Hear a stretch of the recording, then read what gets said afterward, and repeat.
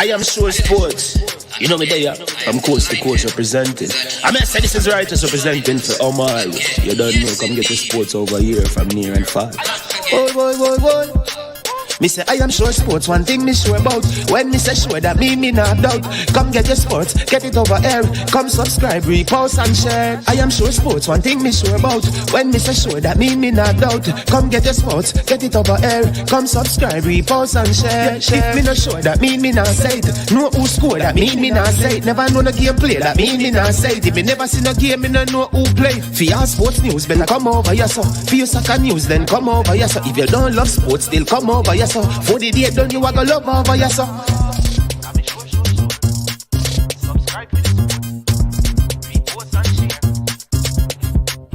So when it comes on to behavior concerning football, Jamaica is decent.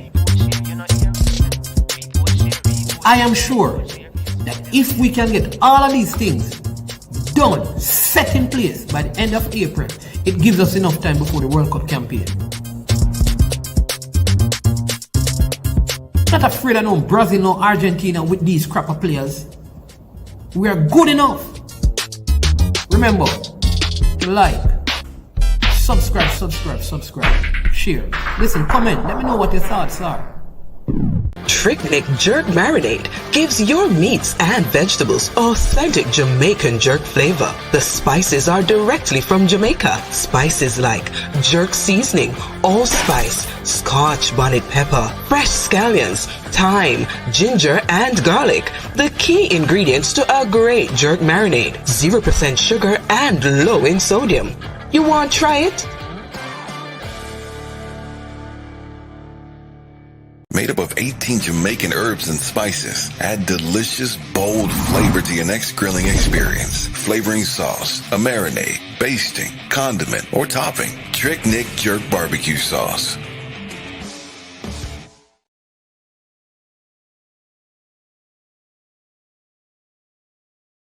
That Sports for the best authentic sportswear. You check Wilson Sports when you want the best authentic sportswear. Wilson Sports. Food change advertise fee. And for roll out the numbers. Remember, no easy laugh, no off.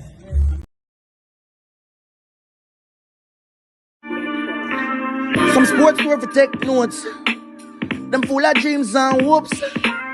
Then why them come and sell rope? When there is only one, yeah, there is only one goat. And that's a Wilson, yeah, that's a Wilson, yeah, that's a Wilson Sports. Yeah, ball boots, ball tops, ball shots, string yard, ball socks. Them kind of drip you quick for make your ex call back. Little quickness in my boots and ball out, me want that. My Nike ticky pretty and my Adidas all black. Dribble down you feel it, grip me feel me can't drop. Slide tackle all my own a team and know this not pop. Why? Because I'm buy the supper.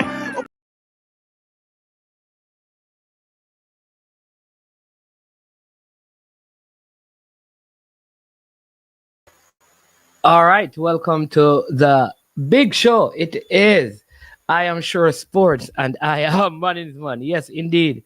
Crazy Hardy TV, the first one to tune in this evening. Big up yourself. At least the first one to make a comment. Big up to KW Media, S Technique, Skip, and Gunners Boss in the building as usual. You notice he has all of those little emojis for all the different sports that he's a part of, and then at the end of it he has that massive trophy signaling that he's a champion, but we don't know champion of what. But again, welcome to the platform. It is indeed always a great pleasure to have you live here on I Am Sure Sports. This is going to be a big one, so I'm looking forward to this one. We have lots of information to share with you. We're going to also keep you up to date with what is happening between Trinidad and Tobago and Canada as they tackle each other in U20 action. Trinidad and Tobago, they need a victory in this game so that they can advance. They are presently down by 1 goal, 1-0.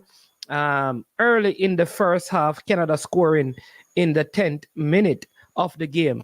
So we will keep you up to date where that is concerned and let you know what the scoreline is. Really hope that our Caribbean counterparts, Trinidad and Tobago, can advance.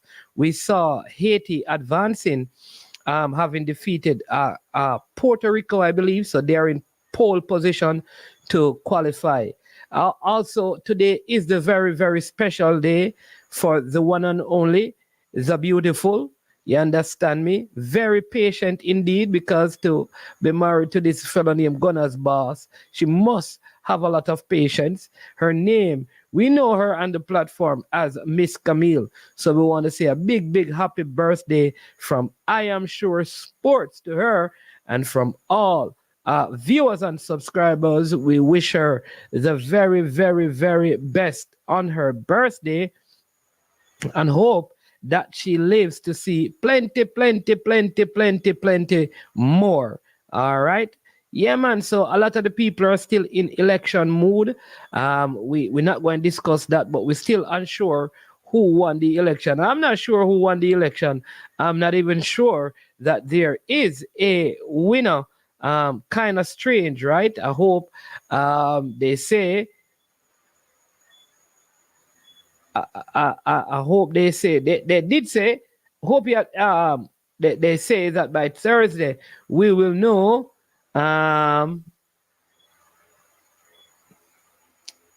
Thursday who the actual winners of that of the election will be. Whether it will be the Jamaica Labour Party or the People's National Party. All right. So yeah. So that's what is happening there. But there is a big, big election coming up. A massive, massive election that is coming up. And I'm going to read something for you and tell you when that election will be. I know a lot of you are interested in that information, so I'm going to share that with you. But big, big information to be released here about the election. Yes, got that in a press release. So let me share that with you. Again, we continue to look to the hills from whence cometh our help. Our help comes from the Most High God. He made the heavens and the earth. He keeps us. He never slumbers and he never sleeps. He's a good God. He loves us, and we forever are grateful to him for his goodness in our lives. All right? Big up to the Most High God. Yeah, man. If it had not been for him, then where would we be? I am Man's Man. And as usual, this is I Am Sure Sports. All right? As usual, people, we ask you to do a couple of things. 1, hit the like button. 2, subscribe. 3, share. All right? Hit the like button, subscribe, and share. We would really, really appreciate that. That is your way of supporting the platform. All right, hit the like button, subscribe, and share. Right now, let's get the likes up and get the subscriptions up. All right. So, yeah, man. Yeah, man. So, have some information to share with you. All right. Our female team also playing Chile. We're going to let you know. All right. About that as well. So, let me just give you this. First and foremost, because this is very, very important information right here as it relates to the Jamaica's football. So this is a press release earlier today. It was released. It says for immediate release, February 27th, 2024. It says today, the Court of Appeal advised our attorney at law, Cassian Kennedy Sherman of TWP Attorneys at Law, that the injunction filed to further delay the JFF election has been denied. This follows the denial of the continuation of the injunction by the Supreme Court. The Court of Appeal has set a case management conference hearing for March the 5th, where the Court of Appeal will give further direction in the matter. this most recent decision reinforces that the claim brought by Pat Garrell and Beach Soccer Jamaica lacks any substance and supports the JFF's position that it has done everything in accordance with the Constitution concerning electoral matters. The JFF look forward to the elections on March the 17th, 2024, when the members will have the opportunity to exercise their franchise. So there you go. A date has been decided for the election, March 2024. Well, the 17th of March, 2024. All right.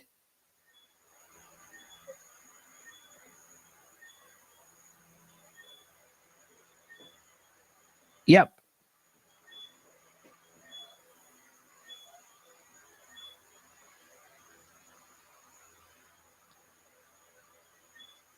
All right. So, yeah. So, there is going to be an election, people. It is, like I said, set for March the 17th, when the challenger, Mr. Raymond Anderson, will be going up against the Mike Ricketts-led team. And I think it is good that those matters will be hopefully resolved before the Nations League. We're getting close to the halftime. We're at 4 minutes added on. Trinidad are still down by a goal to nil. They need to win this, so they have to find a way of getting back into this game. So it is Canada 1, Trinidad and Tobago nil. All right. Haiti and Puerto Rico, their game ended in a draw. All right. So from the standings, when you look at the standings, right? So let's go to the standings. After all of this, let me tell you the U20 standings, how things are shaping up in terms of the U20. So let's go. I want to give you the standings. All right. Group A, Group B, Antigua Barbuda, they played 3 games. They have 6 points. Suriname can surpass them, and El Salvador, because Suriname has only played 2 games. They have 6 points, and El Salvador, they have a game to play. They are on 4 points. So that's Group B. In Group C, Guatemala, they lead on 6 points. They're at the top of that. Aruba is on 4. Curacao on 4. All 3 played 2 games. All right. Group D, Canada, again, the lead with 6 points. They are playing Trinidad and Tobago right now. Whoever wins this game goes through to the next round. Haiti, they qualified from their group, having drawn with Puerto Rico. Puerto Rico were leading this one, and if Puerto Rico had won, they would have won that group. All right. But Haiti pulled off a drawn result, and that means Haiti are through. Group F, Jamaica leads that with 6. They only need a point from their last game, which is tomorrow, for them to finish as group leaders. And the second stage of this competition will be played in the summer, when players are off from their clubs. And when that happens, it means that Jamaica will have a better squad of players to select from, and this will be held in Mexico. All right, that is in the summer, between July and August. All right, the Reggae Girls, they lost their game by a goal to nil. I don't know if this is a better performance from the first game where they were defeated by 5 goals to 1. I didn't see the game, so I can't speak so much on that in terms of how the team actually played, right? But yeah, yeah. So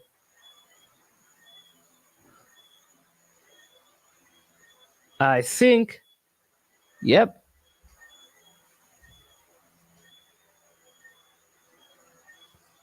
So it will be interesting to get some comments about how the team performed. All right. The domestic group of players, they have been in training for a while. They have played a couple of games against teams in and around Jamaica. Played a few games. So they have a series of games in Trinidad and Tobago. One game will be on Sunday, 3 p.m. And one game will be on the 1st. The 1st, I believe, is Friday. And the second game is on Sunday, the 3rd, right? A 30-man squad will be, 24-player squad.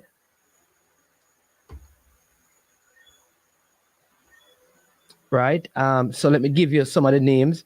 This is predominantly a JPL team. Many of you will be happy that some of your favorite JPL players will be a part of this team. So you have a couple of Portmore United players, Alex Marshall, Stephen Young, Emilio Rosso, are a few of those players. These are the players you would have seen playing in the friendlies. I think they played Mobile United recently. They played Humble Lion. They played Veer. So it is really those group of players who have been playing some games. I think this is a good opportunity for them to get, just to play some games against international opponent, right? So that is 3.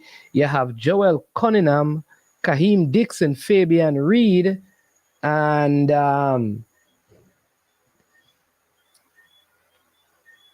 Jamon Shepherd from Arnett Gardens. So Arnett Gardens having 4 selection, Portmore having 3 selection. Waterhouse has 2 selection with Kemar Foster and Andre Fletcher, a goalkeeper and a player up front in the striker's position. Ricardo Thomas from Dunby Holden gets a call. Justin Dunn, one of the hot strikers in the league. I think he is a part of that as well, along with Jason Wright of Mullines and Shaquan. Say, if you have been watching the team, these are the players who have been playing in the games. Shaquan Davis, Sule McCullough. No, but I just call in. What happened is that these are the players that have been playing. So these are the players that played in the game against Mobile. So I'm just calling the players who have played against Mobile. So I don't know about the releasing of a squad. So that's why I said these are the group of players. All right. Yes, these are the group of players who have been playing the games. This is not like a release. This is the group of players that played, except for Walsh, who is injured. Right? These are the players who have been playing in the series of friendlies that they have had. All right? That's what I'm saying that. So some turned up, some didn't. So let me call the name, right? Shaquan Davis, Sule McCullough, Devontae Campbell, Romario Guthrie, Jashawn Anglin, Guard Stewart, Richard King, Shanil Thomas, Kyle Ming. There's a Montego Bay United player who, when they played Mobile United, Shamor Smith, and I think there's going to be a goalkeeper called Jaden Hibbert who will be a part of it. So those are the names that I believe will be a part of it, right? I see Kira Anderson score his first goal today. Big up to Kira Anderson. Yes, and today was a goalkeeper's coach's training up there at the Captain Horace Burrell Center. And so, yep.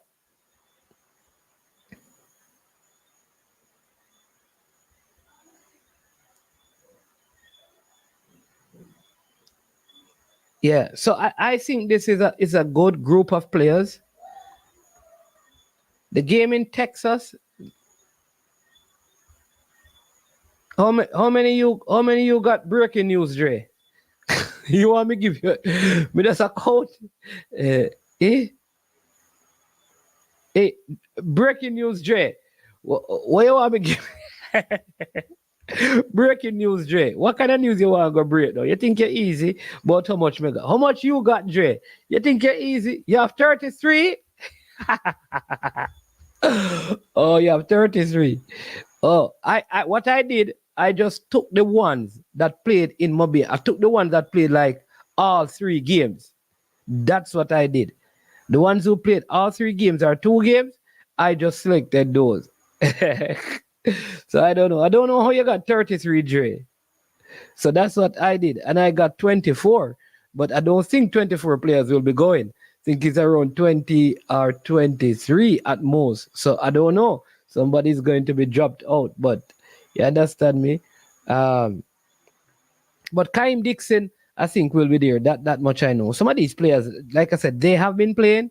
So there is that expectation. I don't know how come you have so many names, Dre. Talk to me. Breaking news, Dre is in the building, people. You know when he's here. No, Jason Gona, trust me, it is not going to be 33 players. It's not going to be more than 23. It's 2 games. They don't want to bring 33 players for 2 games. No, man. Dre, it's 23 players, man. Remember, like some of the under 20 players were there too, and they're at the under 20. They are not in there. Remember that? Like Ainsworth, Barrett, Reed, those guys were called too, for the first game, But they're at the under 20. So you remove those 3. Because that's what you do, You have to do some analytical thinking and logical thinking, Dre. And you can figure out that, okay, this probably will be the 23. Yeah. Welcome, Fresh God, to the chat.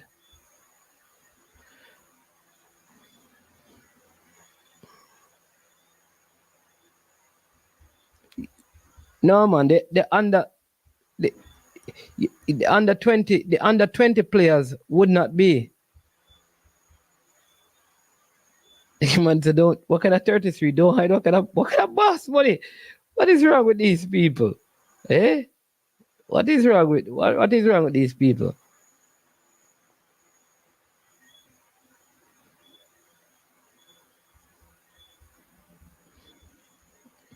I don't know what. Dre, you have to call in and explain that to me. I don't know how you get 33, Dre. Because 33 players didn't go to Montego Bay, Dre. Check it out. Let me see now. No. Yeah.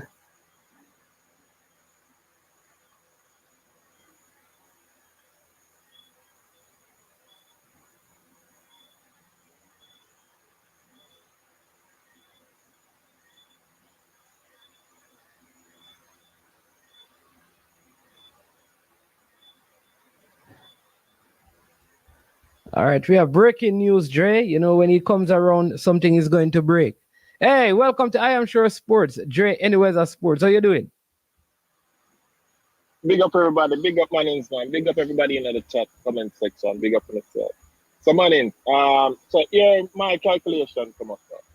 So we add up the players from the first camp and the players from the second camp.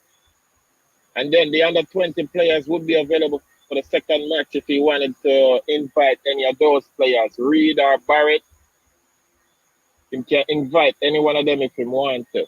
So they would be available for the match on the 3rd. I took Walsh out because of injury. Right. And also I bring in the player from Veer. Not from Veer, sorry. The player from Reno, Javian Williams. No, but Javian Williams. I did. Javian Williams didn't go to any of the senior camps. For some reason, I believe that it may get called. So I added in, and then also somebody else. Hold on. Oh yeah, the mobile player that team was in. Which is Shamor Smith. So that's what I'm saying. That is the player. Yeah. Because when Walsh came out, there were 22 players, and then the mobile player got called up, and then there's this goalkeeper called Hibbert from Atlanta. But remember, I know the second set of players, he never called back. Remember that Nicholas Nelson, for example, didn't turn up. Remember, say Ramon Howell was called, never turned up, injured. Remember, say Topi was called but was injured. Remember, I said Cummins was called but was injured.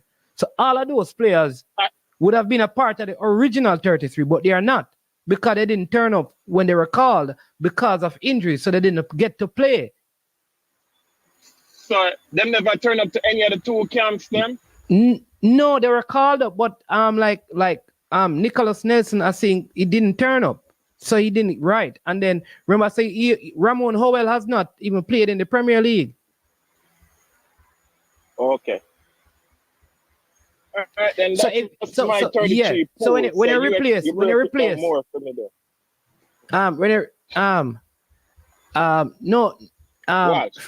yeah, when I replace Walsh and those players, it cut down, man. It cut down to around 23. Yeah. When I think about some of those players. And Fresh God, I spoke to Portmore today. Walsh is not fit. So if you have other information, it's different. I understand that he's not even playing for Portmore. Because up to today, they said that they are glad that there will be no game this weekend, which will give them additional time for him to rest. So I don't know, maybe have some additional information. The other player, we can remember the Portmore goalkeeper was also called to, Dre. But when he was... Breaking news, hear me say. Hear me say, man. You see why it's important for me to need a correspondent from the ground.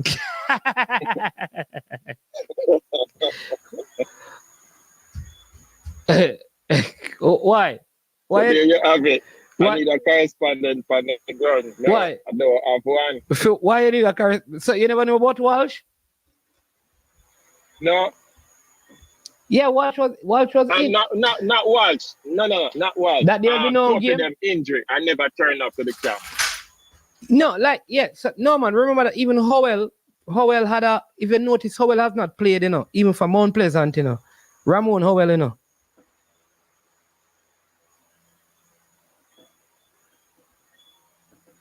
So he never played in the first friendly match. He never played. He didn't play in any. Okay. And same thing with Topi. They're out. So what happened? It is because people saw that they were selected, but they never turned up because of injury. So they're exactly.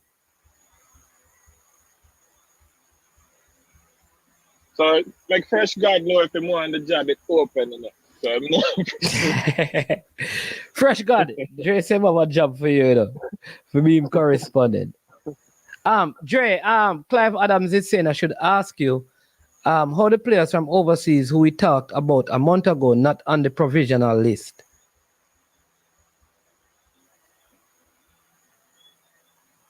Oh, me and you did have conversation. No. He said not me. Clive Adams is asking you, how come they're not on the provisional list? I think he's talking the 60-man provisional CONCACAF list. Oh, Mitchell and them man there. Oh, according to my source, there's some documents being delayed, so a few of them will should be available by the time Copa America comes around. Okay. Fresh God say if you get you hear information, you can always link him though, Dre, but him is a freelancer. Yeah, that may work for them. I get freelancer them still. Got them free. Keyword free. Yeah. All right. Let me just say this again. To the person who is saying that, Jason Guna, no man, how well played, man. But when he got called for the camp, he had an injury. So he didn't turn up for the first camp. That was when they played against Veer in one half, I think, and Humble Lion. Yeah. You understand me? They played too much one day, right? So he was called, but he had an injury. But he was playing for Mount Pleasant. So that is the reason. Right? So some of the players, for whatever reason, never turned up. Yeah. No, I said he didn't. No, man. He played football, man. So like Topi, like I said, Topi has been playing for Mount Pleasant. Cummins has played, but when they were called up, like those players were injured. So when you remove those names, that is how I have the list of names that I have, Dre. But it's a good looking squad to have a few player in there. The people are saying that you sack your former correspondent. Is that true? Say that it's time come. No comment. Said look like the time come. But yeah, what are your thoughts on the under 20 man on the game yesterday? What are your thoughts on Nick Simmons' performance up front and stuff? Just overall game and Welsh in the midfield. Yeah. Who are your standout players? Give us your take on the game. Well, the two goal scorer, them, of course, obviously, them are going to stand out. But that was a brilliant goal from Barrett, one of the best goals I ever see at that level, at all competition. It's just the technique that and discipline and accuracy that it takes, and some luck too, because the wind did blow a certain speed, So it took a whole lot to get the ball in the back of the net from so far with a goalkeeper. So that was brilliant by Barrett. I know it's an unseen boy that I know it's an unseen that the back flips while the goal scored. Yeah. Looking at overall, the goalkeeper, our goalkeeper never get tested much, if any at all. So the defense, I can't judge the defense that accurate based off that performance. But we try to pass the ball around the chances that we get, the time that we get on the ball. We have spurts. Yeah. I don't want to give no individual grade because, the players that develop and they're 18 years old, 17-year-old. But I was impressed with Nick Simmons' speed, but I think he needs to work on the ball control more. But he's a typical center forward, hold the ball. He also can play the press too if he wants to take that route because he has speed. But the ball control is a bit off. I don't know if he's nervous or what, but he's a professional player and he's playing USL 1. Yeah, he's playing with Richmond striker. Yeah. Isn't he also supposed to be going to college as well? Because he's on the radar of Virginia, a couple of colleges. So listen, a lot of people are giving him a hard time because of the U17, but he was played out of position in the U17. If you remember that, and I think the penalty kick that he missed in the Richmond Kickers, the penalty kick that he missed in the practice game down at Arnett Gardens, I think it affected him because he was actually supposed to one of the persons who were one of the leaders in the team. He missed that penalty, and from that point, everything went downhill. So I think after that, it was, they gave him a very hard time. But I've been saying, it took a psychological hit. Yeah, based on the game yesterday, it took a psychological hit. Yeah, but based on the game yesterday, I thought he played well. Well. But Trinidad and Tobago, they are down a 1-0 to Canada. The goal was scored by the player for Canada is Miles Morgan in the 10th minute. Canada has scored another goal in the 54th minute by Santiago Lopez. So Trinidad and Tobago down 2 to Canada in a game that Trinidad and Tobago must win if they have any chance of going through. Haiti drew against Puerto Rico and they advanced today. But Dre, you watched the Mexico-USA game last night? No, man, I don't watch no female Gold Cup, because I'm still disappointed. Very disappointed. So I'm not really watching none of the Gold Cup yet. But me also some good games are going on, some good game I play. But I watch none night, man. Disappointed. Okay. All right. So I see Mr. Revolution. Yeah. Because remember, with the provisional list, right? It's a provisional list. So many times with your provisional list, even if a player don't have a passport, but they have the citizenship, they will accept them. But for them to be in the squad, they need the official Jamaican passport. That's one thing that we must bear in mind. The second thing is that, listen, Omari, and people keep going back to this.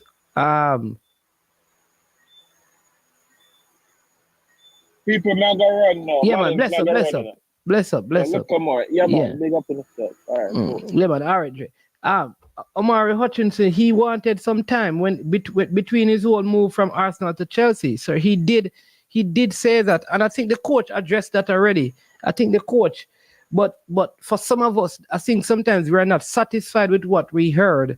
So as soon as the thing comes up again, he needed time. It doesn't mean that his name cannot be in the provisional list, but the player said he needed time.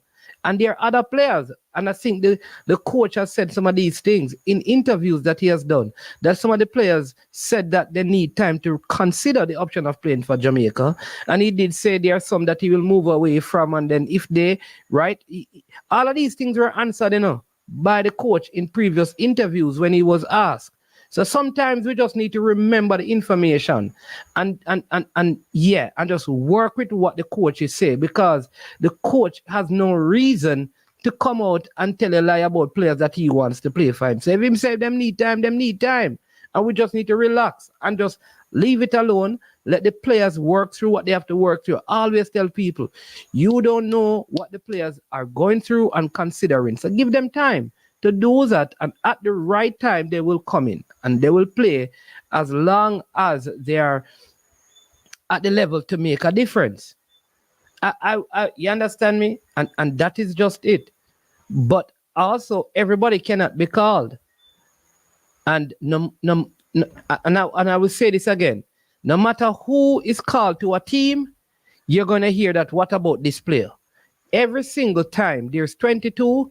People may say, yeah, I like the squad, but it don't matter. If Mason Greenwood come play tomorrow, you're going to hear, what about this other player? And when that player comes in, they're going to ask about. So there will always be a next player that people believe should be called. All right? Yeah. Yeah. So there's here. Yeah, there's always a next player, but yeah. Hey, Andre, let me call Andrea what Trinidad and Tobago, right? Let me call him and bother him, because you see Duckland has problem, Yeah, man, big up Mr. Revolution. Let me call Andre right now. Yeah, I saw Amari Bell come off in the first half of that game with Manchester City in the FA Cup. So, I mean, oh my God. That's the next thing right now. Andre, I'm trying to call you, Oh, he's at training people. Yeah, he's at training. Yeah.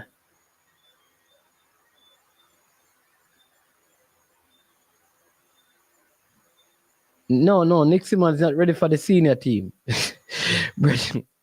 Brethren, the senior team, hey, people, some of the times, I swear, like, all right, I can't tell you, but the players from England, I don't know, I can't tell you that they don't watch every single program.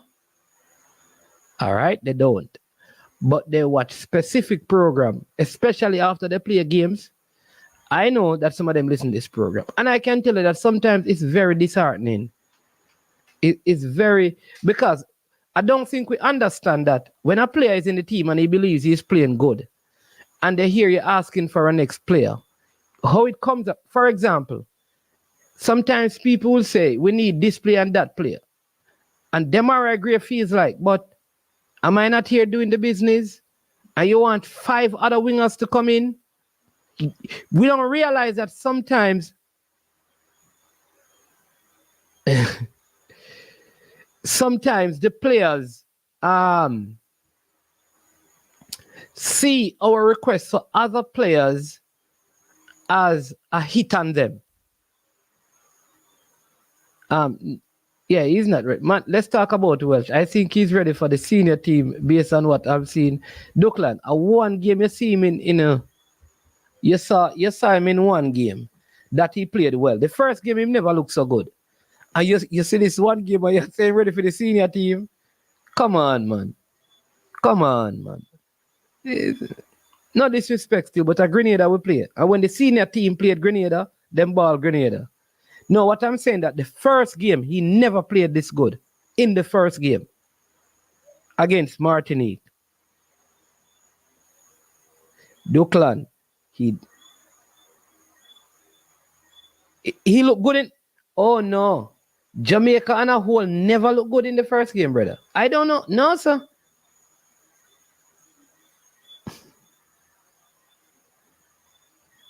No, all right. Here's a no. This is what me I know of challenges. He looked good in the first game, but he faded in the second half. Even that mean he never looking at good in the game. That's 50-50.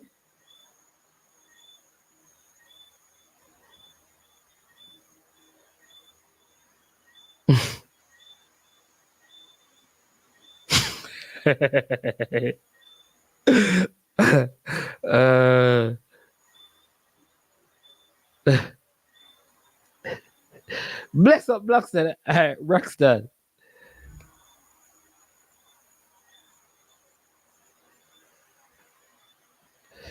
Yeah, he was the best player in the first game.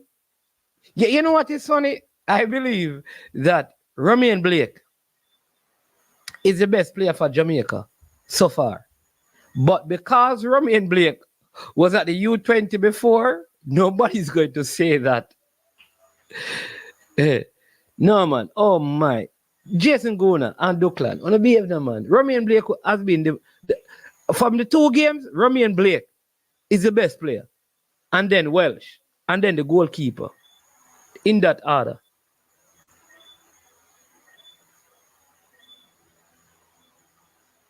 Oh, you see, these are the thing, you know, bro.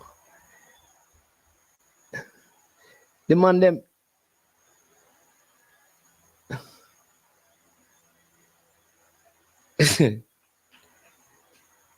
No, all right, people. Romain Blake is the best player, people. Come on, in the two games. If the two games, well started out good, but he faded. Maybe because it was his first game. Romain Blake played good for the entire first game. And in the second game, the man played good. Romain Blake, people, watch the game, watch the man. Romain Blake starts the attack by playing a lot of the balls in the midfield to Welsh, you know, man. Martin Baker, if you take out Romain Blake out of this team, Jamaica lose every game. Let me say it again to you, Martin Baker. If Romain Blake gets taken out of this team right now, Jamaica don't win no more game.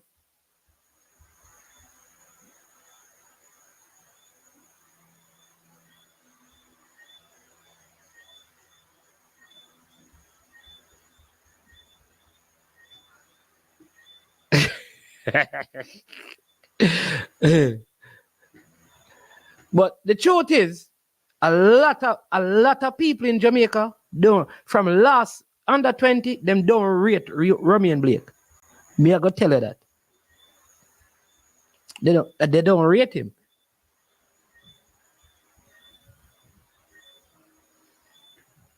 Oh, yeah, here's my thing now. A man going to tell me now that if Welsh don't play, Jamaica can't win.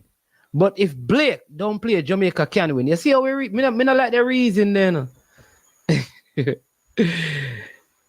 I am telling you that Blake is the most important player in this team. No, man, no, listen. I rate Welsh, you know. Then, you know, listen to me commentary, man.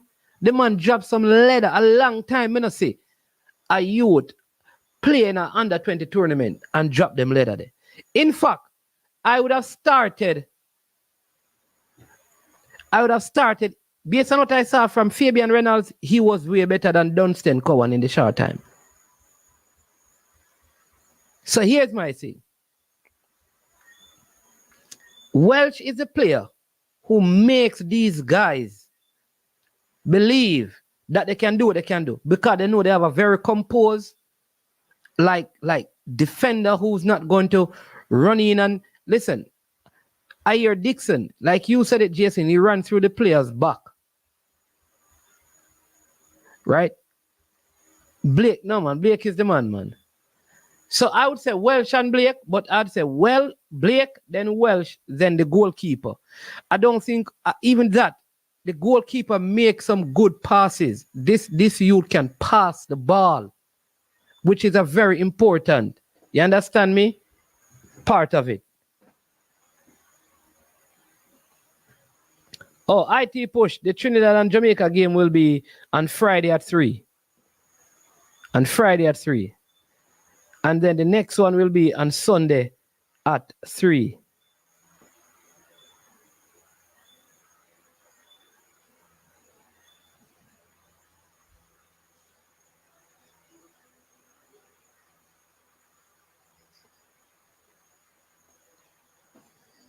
Yeah. Big up Tennessee, big up the man them. Yeah, man.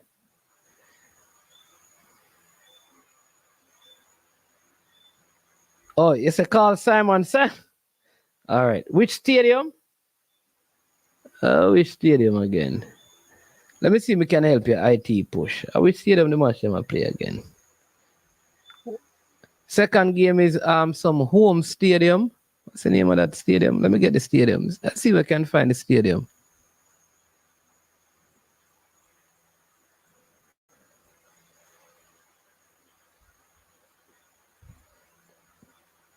All right. The Mani Ramjan Stadium, Marabella. And the second game is at the Larry Gomes Stadium, Arima. All right. You get that, boss? Larry Gomes Stadium is the second game. The first game is at the in Marabella.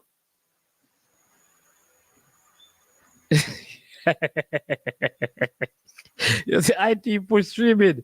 IT push. IT push. Let me talk to you, my brother. Because now I tell you this, IT push. The man them say I pressure them, brother. The man them, that is why couple of the vloggers them say them can't run the thing where you do, brother. Because you ask the man if it's 700 IT push. IT push. YouTube not produce so much money, brother. No, I don't know who tell you, say people. I don't know where you get the idea that the vloggers never make money. IT push. A lot of the people them sit on vlogging, it take them 4 months to get $700 or more, or 5 months, or 6 months. And you do the one little stream, brother, and ask him on them for 700 US IT push. IT push are too much money that IT push, man. We are talking about IT push. Easy IT push. Nobody do that, man. You can't take $100 and do the thing, man.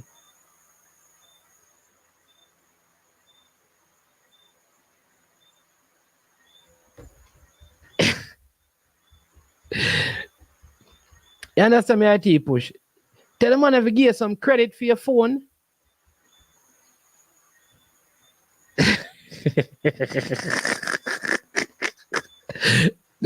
Put some credit for your phone. I'll give you some money.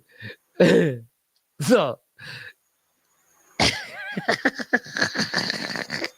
no IT push. Oh gee, but I would never think that. But what I'm saying though, IT push. The man must say man's man. A 700 US IT push.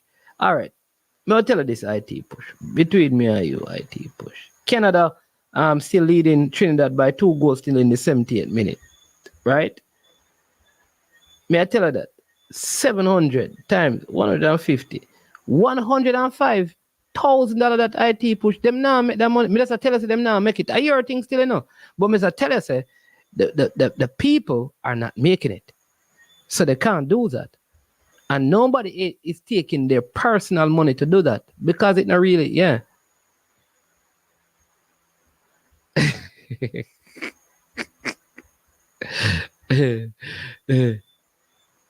Oh,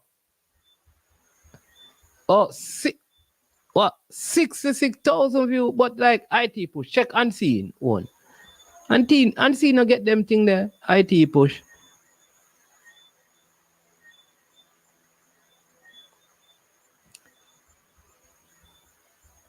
But 66,000 views, you know.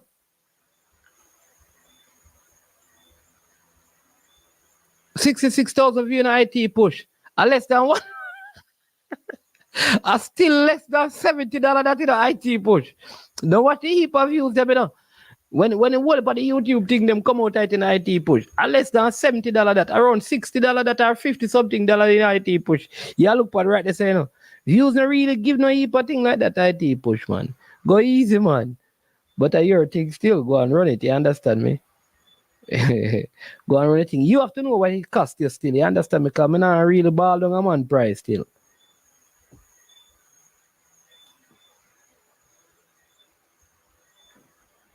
All right. But remember, say out of that 12 IT push, them have to pay taxes. You don't know what that? You think you can get money from the state without taxes? IT push, come on, man. IT push, man is man now go around you. When they take out the tax out of that, right?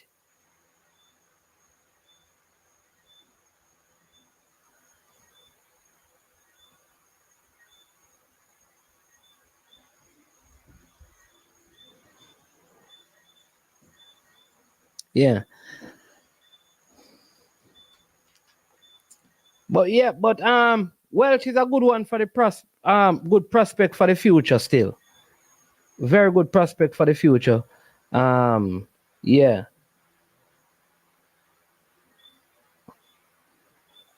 Like how he plays. But people, we have some other players who I think are ahead of him, you know, that are going to because you know what I think is funny? That when some of their players come in on the side, you know, even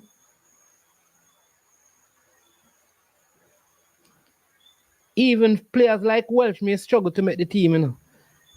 That's what I'm telling you, you know, them have to play real good now because there are some. Remember, I think it was Ian and Mr. Porter said that there are 20 players. You have players from Arsenal, Liverpool, those clubs, you know, who are trying to process their documents, you know, brother. Who playing in under 21s and under 19s. You have players like Whisper, you know. So maybe what we see now is good, but there are players who are ahead of them.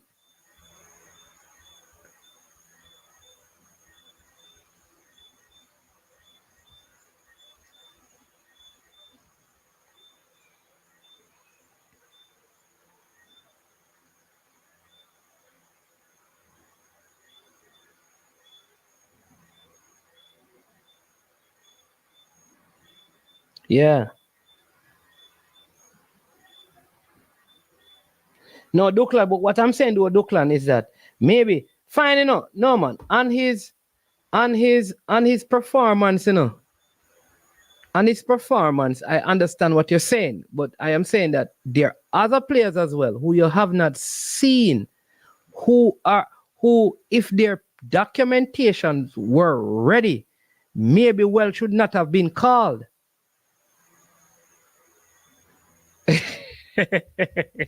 No, because there are some other players who need to get.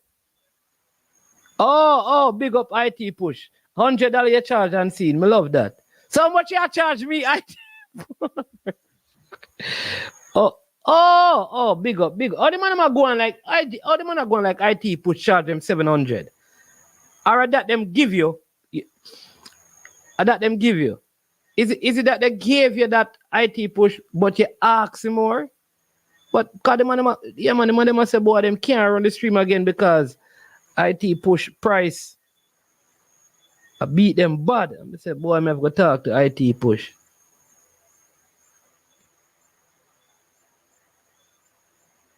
I'm glad you explain yourself, your IT push. Yeah.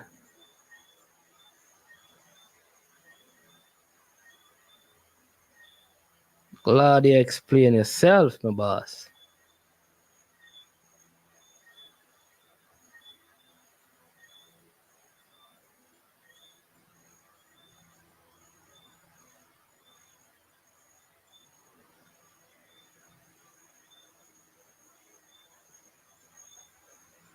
Oh, that's what I mean. Oh, is it JFF data start 700? Oh, okay. I see what you mean. So the JFF pay you?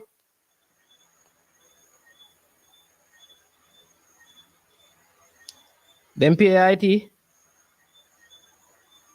Or them owe you?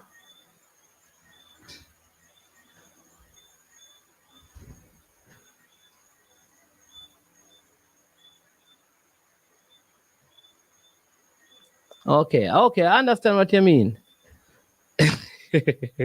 I understand. That no man, that makes sense. If I say you do it, if you say like the vloggers them do it for the 100 and then but like for the but IT push, me can pay you for show something and other people are show it, you know. Me don't know that how that gonna work.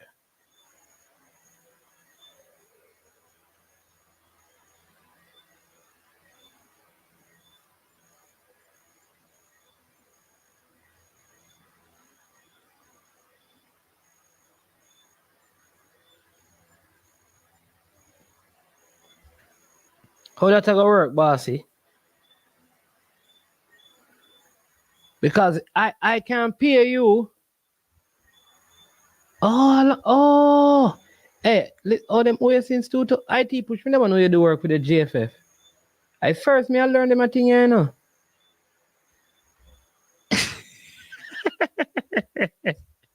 So hey people, information. We still get back to the program. So IT push, you sold it to Unseen Sports TV.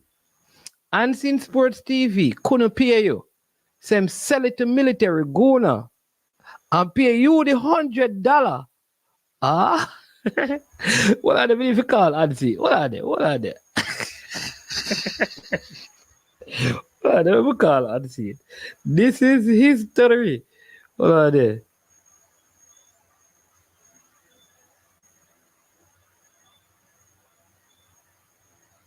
Well, let me call Unseen.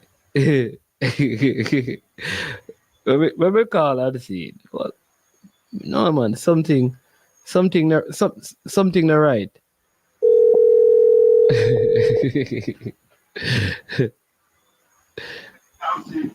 Hey, welcome to I Am Sure Sports. Is this Mr. Japan Parchment of Unseen Sports TV? Let me move out to the nice. You don't get copyright. Yeah, I'm calling from I Am Sure Sports. You're live on air, and I have a quick question for you. All right, go ahead. Yeah, we have here in the comment section a gentleman from out of Trinidad and Tobago. He has Jamaican connections.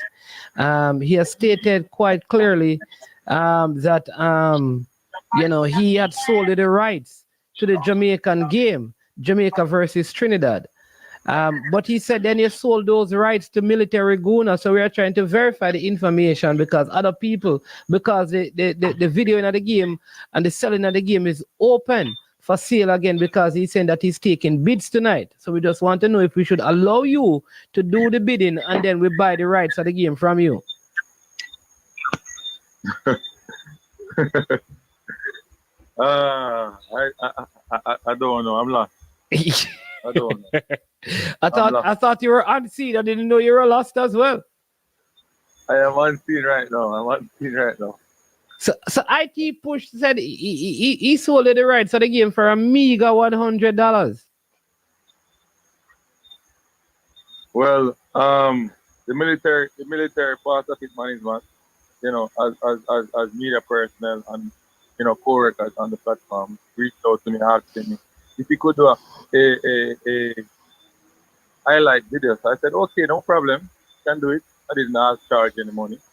It is a highlight video that he did. Right. So remember that IT Push sold military going to the first game. Okay. So he and military had a connection. I don't know what went wrong, but So is that a high price to pay for a game? Because we were once told that it is 700, but IT Push has categorically denied that and said that no, it's the 700 was for the Jamaica Football Federation, but unseen it's only $100. The price is high, but at the end of the day, him buy him equipment them and him offer it to you. And a Good job, yes.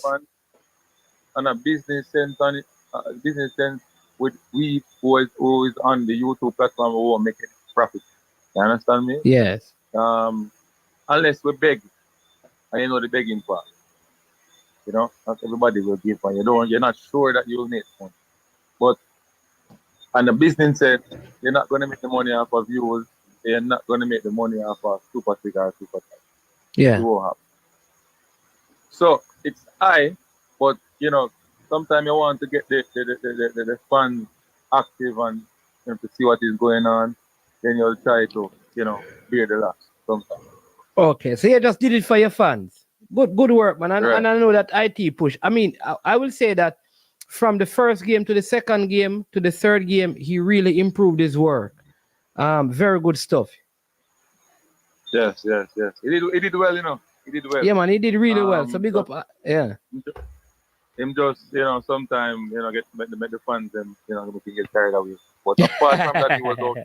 Yeah, man, he's good. He's good. Looking forward to see when I go to Trinidad. You understand me? Unseen. But Unseen, I mean, what are your thoughts on the under-20 game?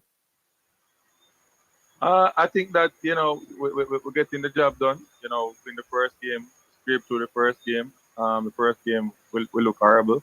But I see some improvement in the team. Simmons, not my favorite player, but, he scored a goal and also an assist. So kudos to Simmons. Barrett stepping up. I think Barrett should go forward more. I don't know what the tactic is, but we need to see him in the attack going forward. Rabino Garden never looked bad at all. He did a lot in the defensive third. Welch looked solid in the defensive midfield, although he got a red card.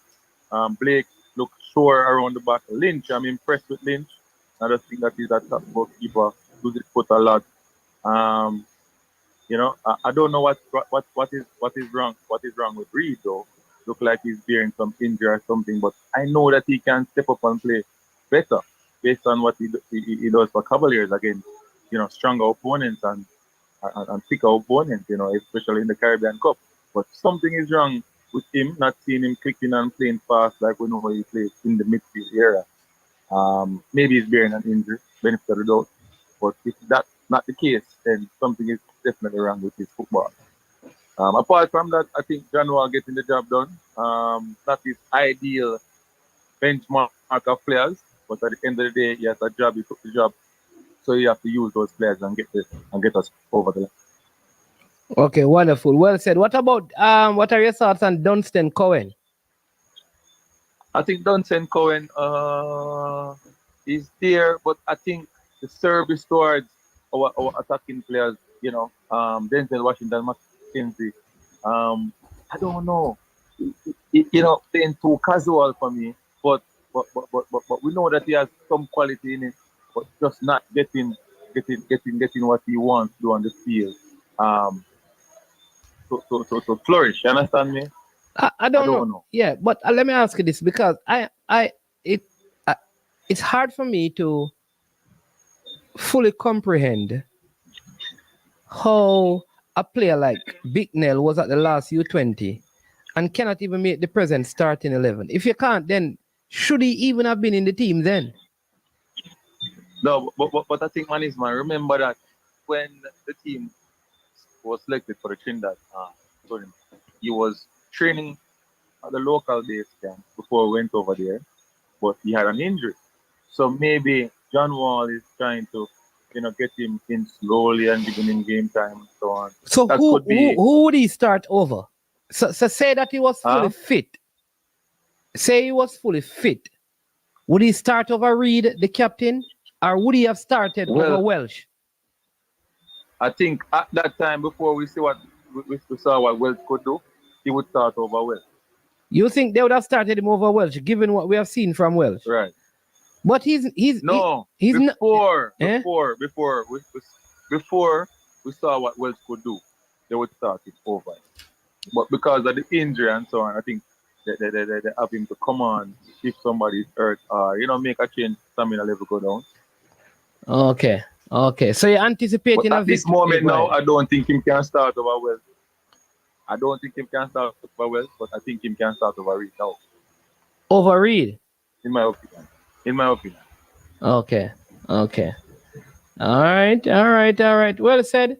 At least you're showing more balance in the public space than some of the private groups. And yeah. The other question we want to ask, is this question. I mean, Market Tyreek Go wasn't in the U20 last time. So how, like Tyreek Go, what are your thoughts on his inclusion? I mean, I because think he's a quality player. he wasn't at the last U20, Jason Guna. So my point is, Big Nell started in games in the last U20 and can't even make the starting 11 in this one. Blake, for example, is starting and playing, right? I understand that Kobe Thomas will be probably around in July. Whatever happened, he probably will be back with the team. All right. So I don't know unseen, but Gowie, yeah, what's happening with him? He hasn't seen the field yet.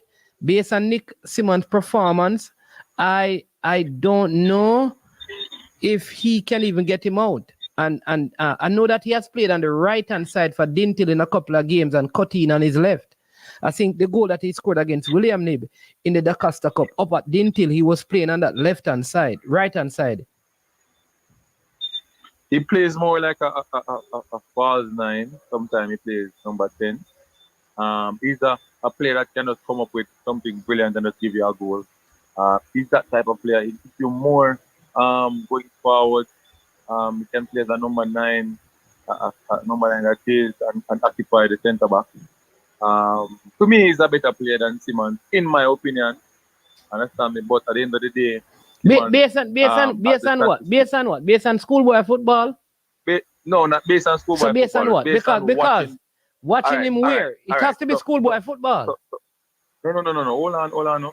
Not only schoolboy football, it's the JPL as well. When in the JPL? Not this season. Last season. The beginning of last season. Because to the latter stage of last season, he wasn't playing. Yeah, what what I'm saying is that I've seen Go in the JPL playing. But you haven't seen. What I'm saying though, unseen is that you did not see Nick Simmons playing in the professional level. So you're using what Gowie did at the professional level. What are you using to measure him against Nick Simmons? All right. So man is man. What I am using is that based on what I've seen Nick Simmons portray in the first game. Ball control. The first game that he came on, because he didn't start in the first game. No, he didn't start. Yeah, he came on in the first game, the ball control and so on. No, he has some attribute that Jamaican people like. The run, the hustle bustle, jump and butt the ball, flick on type of play, like, a Corey Burke and a Trevante Stewart can do. That's what I see. Shamar Nicholson can do it. Shamar Nicholson does that as well. Mikel Antonio does that as well. Mikel Antonio. What kind of flair? What kind of flair Mikel Antonio have? Of course, Mikel Antonio can hold it and move it and control the ball. So you mean you can? So you're saying that Nick Simmons cannot control the ball, or he needs to control? His control needs to be better. His first touch, right? Because he did. Remember, he was very composed with the header. The goal that Barrett scored, he received it from Blake. He kept his composure and he made a brilliant pass. He also had one. Go ahead. With that goal that he scored, all right, kudos to Nick Simmons. But if Nick Simmons had missed that goal, man is man. If he had missed it, a lot of person would have said, where did we get this player from? If he had missed it, you can't use. He couldn't miss that. No, but unseen. That first, was like unseen. Blank. Unseen. You know that first to score a goal, you have to be able to get into the position. He was in the position waiting for the player. No, the point I'm making though, for him to be in the position is also a good attribute for a striker.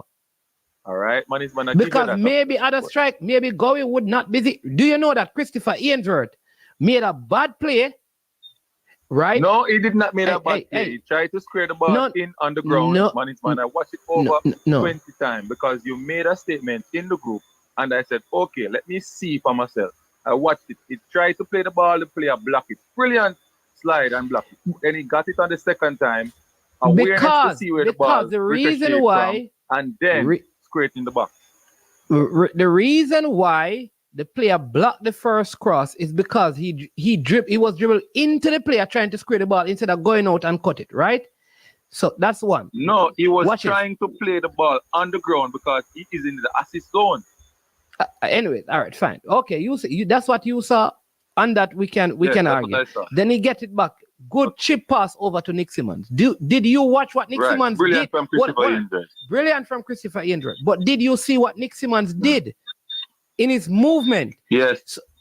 So when, watch this. Let me give you your logic.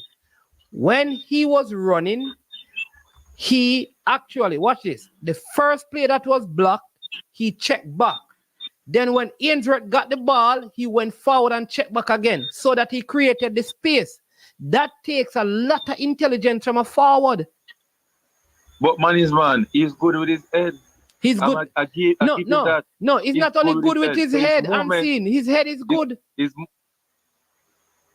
hold on. Him head good. With head, you're always going to know the movement so you can get into this about the ball. But not everybody. But I'm seeing you talk like every striker has that. But what I'm saying with his feet, he's not good with his feet. No, but he used his feet to assist the goal that Barrett scored. So he scored on his head. Man is man. If it was for Barrett, brilliant. Keep the ball from so far.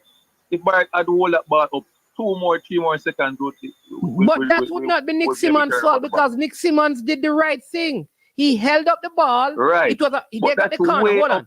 He got the corner. Watch this. They got the corner. He held up the ball. He turned. He laid it into the path of the player. Right? So my point is, if Barrett didn't score, that is not any reflection on Nick Simmons' ability. But man is man, fine. He also, you know that he also played. You realize that Nick Simmons, you know that Nick Simmons also played a ball across the goal that should have been tapped in by Christopher Indra. Christopher Indra. The defender made stop the ball before it reached to Christopher Indra. No man, that ball went right across the goal. That he went down on the right side in the second half and drove it across. Beautiful. I'm not going to run it down on that one. I don't remember. He not only that, on several occasions when they played the ball into him, he took it and he played it out to the left. He played it left, which is where Dunstan Cohen was on the right.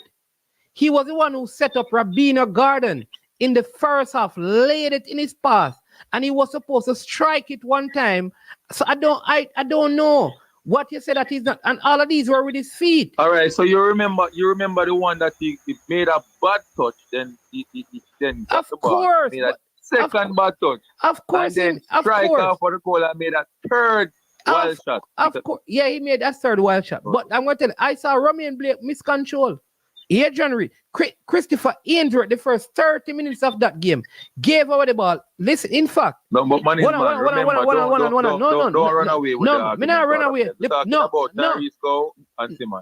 Here's the point I'm making. Don't move the goalpost. The sum total of the man's performance. I'm not moving the goalpost. The point I am making is that 2 things. The sum total of his performance, he put out way more good than bad because Ainsworth took almost all the corners from one side and not one of them created an opportunity for us. He was poor on corners and poor on free kicks. Though we had a Simmons in there that you are saying is good with his head. Watch this. You are using what Tyrese Go did, watch this, did in the Premier League, not this season, but parts of last season. And I'm asking you then, if you're going to use that, how are you going to just compare the first game? You'd have to go and look at what Nick Simmons did for Richmond kickers and then say, okay, this is how we're going to compare them. I don't think you can compare Tyrese Go with him when you haven't seen both of them at the U20 level. You haven't seen both of them at the U17 level. And you have not watched Nick Simmons in the USL.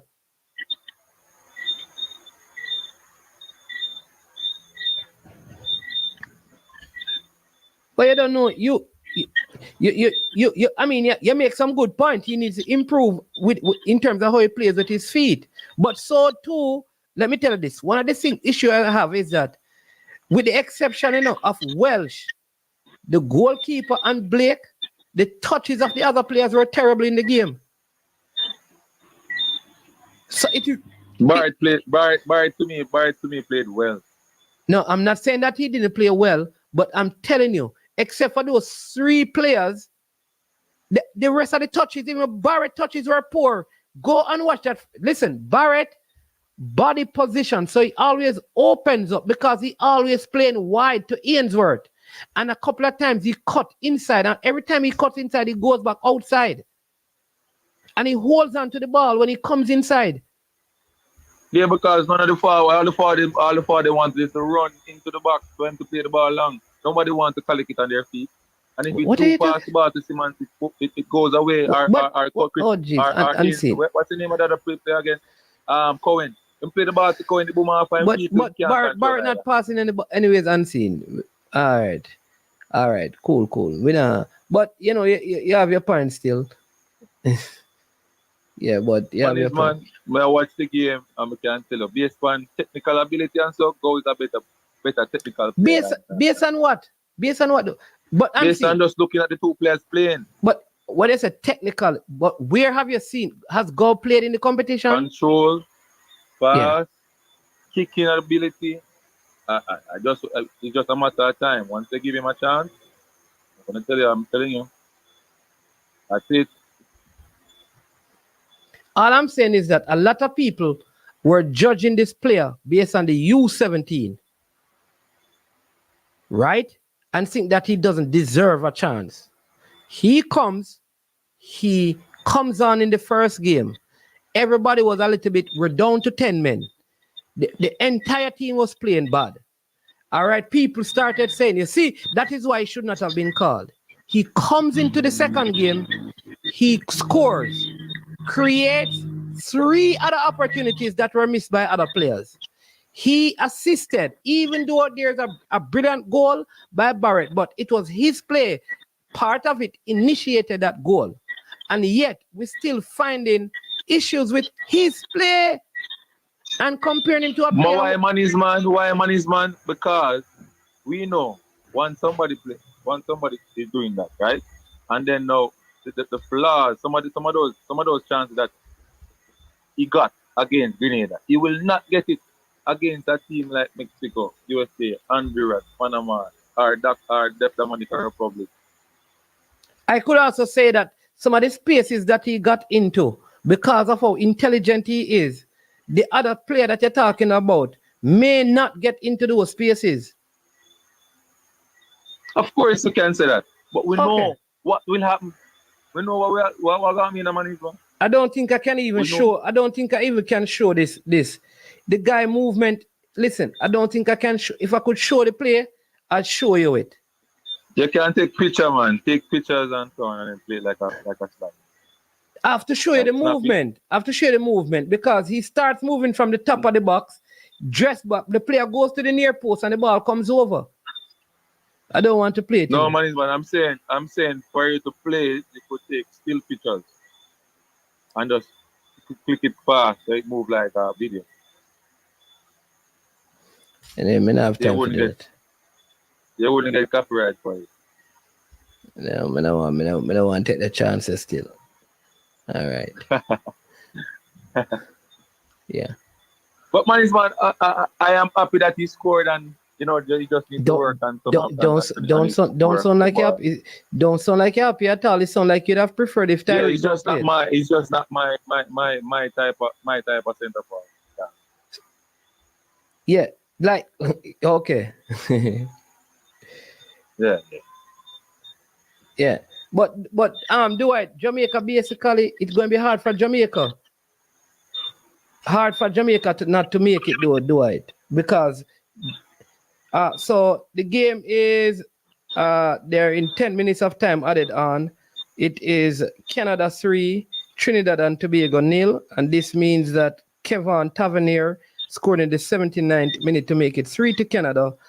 This means that Trinidad and Tobago will not be advancing. Very, very unfortunate. Tough game. They had to win that one because I'd love to have seen another Caribbean team. Why you have to say like that? Huh?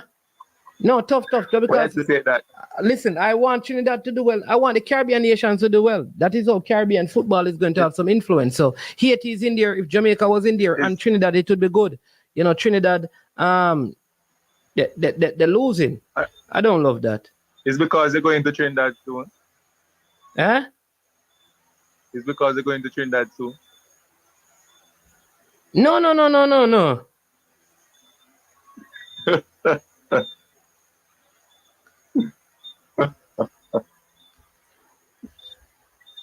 That have nothing to do with it. I think, listen, let me tell you something that I love with Trinidad and Tobago. Trinidad and Tobago, when you watch a Trinidad and Tobago football team play at any level, they have a way of possessing the ball. I like that about them. I don't know if it is they spend more time developing the touches. You understand me? Yeah. So I think that is something. I think Jamaica is a very direct team that plays. Trinidad is a touch team, and I like that. When you look at even this guy called, all right, IT push us if you play it. IT push, you get copyright here. Go help me. I think IT push. I think you're easy. You see you IT push. IT push, you're a bad boy and IT push. IT push a bad boy. But man is man. Yes, I'm saying. Question to you on the panel. Yes, do you think, because what I'm hearing from persons, in the diaspora and persons, the fans of the reggae, they want to see players from more quality players come into the team. But you know football, and you know that no matter the quality that you get sometimes, if you don't prepare properly, you will be at square one. Same way. What's your take on that with the reggae boys now going into the next round? I think they're going to win the next year. Yeah, if we don't get the preparation, what will happen? So I think, listen, we need to, the good news is, all right, it will be in the summer. A lot of these players won't be playing in May. So they can have camps leading up to that, which would be good. Right. I would expect to see Whisper coming into the team. There are players in the States as well, like Lumsden and those guys who could get a look in. All right. So that's a few. Bailey Kadamart, I can't pronounce that surname, but he's there. He's going to be there. That's a quality player. You have a goalkeeper at Arsenal, quality player. Lynch is good, but that means he's going to challenge Lynch. Because not like Lynch is a bad goalkeeper. You need quality. No man, Lynch a top goalkeeper, man. That's what I just said. And they're saying that he's not what's wrong with you? So right? So here's just continue with it. Yeah, so here's my point. I believe that there are enough players that can be replaced in the team. And it don't affect the chemistry, because I think based on what I've seen, some of these players, and I'm not just talking about local players, are domestic players. Right. Some of these players will lose their position because there are better players to come in, and that must be understood. Right. What should not happen though is that you get a brand new 23 set of players. I don't care who comes in. Romy and Blake is going to be in the side. That's it. Yeah, he's quality. He's going to be there. So he's going to start as well. If you can get 5 players to add to these group of players, and the Whisper 6. That's good. That's huge. I think Dunstan Cohen may be in problems to retain his place in the team. Yeah. I think George. Burkett. Yeah, I think George is going to be in problems to join the team. Right? Malachi Grant. Malachi is not there. Malachi Grant. No, Grant. Yeah. No, yeah. Grant. A center forward, he's in trouble as well. Going to be in problems to stay in the team. I hear. In problem. Michael Forbes going to be in problem to stay in this team. Forbes. The player that get the the player that got the red I card. don't think so. I think I don't so. think so. I think John will favor him. I don't think I think so. So that is it. So it's a matter of that and up to the court. I'm just saying that quality, adding quality is always good, man. because you have the Middlesbrough, you have all right. the Middlesbrough, So unseen and people. All right. So this is the play, right? Look at the play. This is the beginning of the play, right? Look where the goalkeeper is positioned. All right, watch this because Ainsworth turned with the ball. So Ainsworth make look at Nick Simmons, you know. This is the black one, you know. Right? So this is the first square that is black. Look at this. Right? So he's here to the next Jamaican player out here, right? Grenadian, one coming here, right? And so look at the play. Look at this again. Right? See? So the player is coming towards him here. This player is going to the near post. It's a chip pass. The man timed the thing beautifully. Look at this now. Bam. Moves forward. Head the ball. Brilliant. Strike. I don't know what unseen. Look again, unseen. So right here is where I'm telling you. Because Christopher Ainsworth, look at this. Look at his body. Remember, he's attacking the goal, you know. But his back is turned. I'm telling you, it's a mistake he made. Ainsworth on the spin. He was trying to kick the ball at goal. He wasn't trying to pass it. It's a shot he's taking.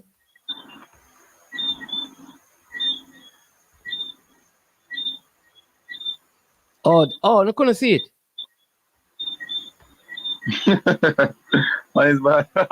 I try to convince the people, but they're not. No man. Fresh guy just asked with Zoom. Yeah, but the final pass was a beautifully weighted pass. So I think like even Ainsworth, Ainsworth, Barrett, Reed, and even Denzel McKenzie may hold on to their position, and the goalkeeper and Blake. But I think a lot of the other players. All right, unseen. Unseen. Yes. We have a caller from Antigua. So let's take that one and then we come back to you. All right? All right, no problem. Yeah. Welcome to I Am Sure Sports. Man from Antigua. Good night, man. It's man. Good night, man. I am giving thanks. And how are you doing? Yeah. I'm good. To see you analyzing the games and so forth. That's very good. Yeah, man. How I just want to say... Tell us how Antigua doing first, man. Well, they played a tough match against Suriname on Sunday, and they lost 3-2. Oh. But the thing about it, Suriname played some really good football in the first half and up to about 6-8 minutes in the second half. And then Antigua pressed because they wanted to score goals. But the Suriname team controlled the middle. They were to play tic-tac football, move the ball around, be patient with the ball, speed up the play when they had to. And they controlled the middle for the entire game, pretty much. And I think that's where they win the game, because they were able to have time on the ball, able to win back the ball, especially when they lose the ball. The first person closest to the ball went in transition to win the ball back. You know, understand? They win the ball back quickly. So they played a very good game. Today they won against Diana, 2-1. 2-1, yes. And Antigua won against Pepin Kegas 2-1. Yeah. So what, Thursday now. How does it stay in this zone though? Are they still able to go through, or Suriname would have to lose to Guyana? Suriname will have to lose to El Salvador. That game is playing on Thursday afternoon. Oh, and you have El Salvador to play as well? Yes, on Saturday afternoon. The second. Not second. That's an interesting zone. But El Salvador has an incentive to win the game on Thursday. So they will have to, if they draw, then they won't have the chances of going forward will be minimized. Understand? So I think the outcome they want on Thursday is a win. I'm talking about El Salvador. Okay. So how comes you guys look like you have an additional team in your group? Because Jamaica. No, we have 5 teams. Okay. We have 5 teams, and you're actually today, still leading. El Salvador did not play. Excuse Right. me? You're because Antigua and Barbuda are leading with 6 points. Suriname has 6. El Salvador 4. But we play 1 games. We play 3 games, and Suriname play 2 games. I see what you mean. Okay, so if Suriname loses to El Salvador goes to 7 points. Because they're on 4. So that means your next game will be your final game will be against El Salvador. Correct. And so if you beat them, then okay, I see what you mean. But that would also depend on goal difference, because if Suriname wins their last game, both of you would be tied on the same amount of points. Yes. And then Suriname we'll be playing Turk and Caicos, and that's the weakest team in the group, which Antigua should have played the strongest team from the start, but which they did not. I don't know why they did not play the strongest team from the onset, but they made about 4 or 5 changes. And, I probably want to give everybody a game, but at the end of the day, you never know what's going to happen at the end of the tournament, because goal difference could be a factor. Yeah. They should have probably scored 5 or so against Turks and the Caicos Islands. Correct. Yeah. Correct. So that's the thing. But Suriname is a team that you have to watch. And I have to say, of all the matches I watch the Canadians tonight, and I'm telling you, they played some superior football tonight.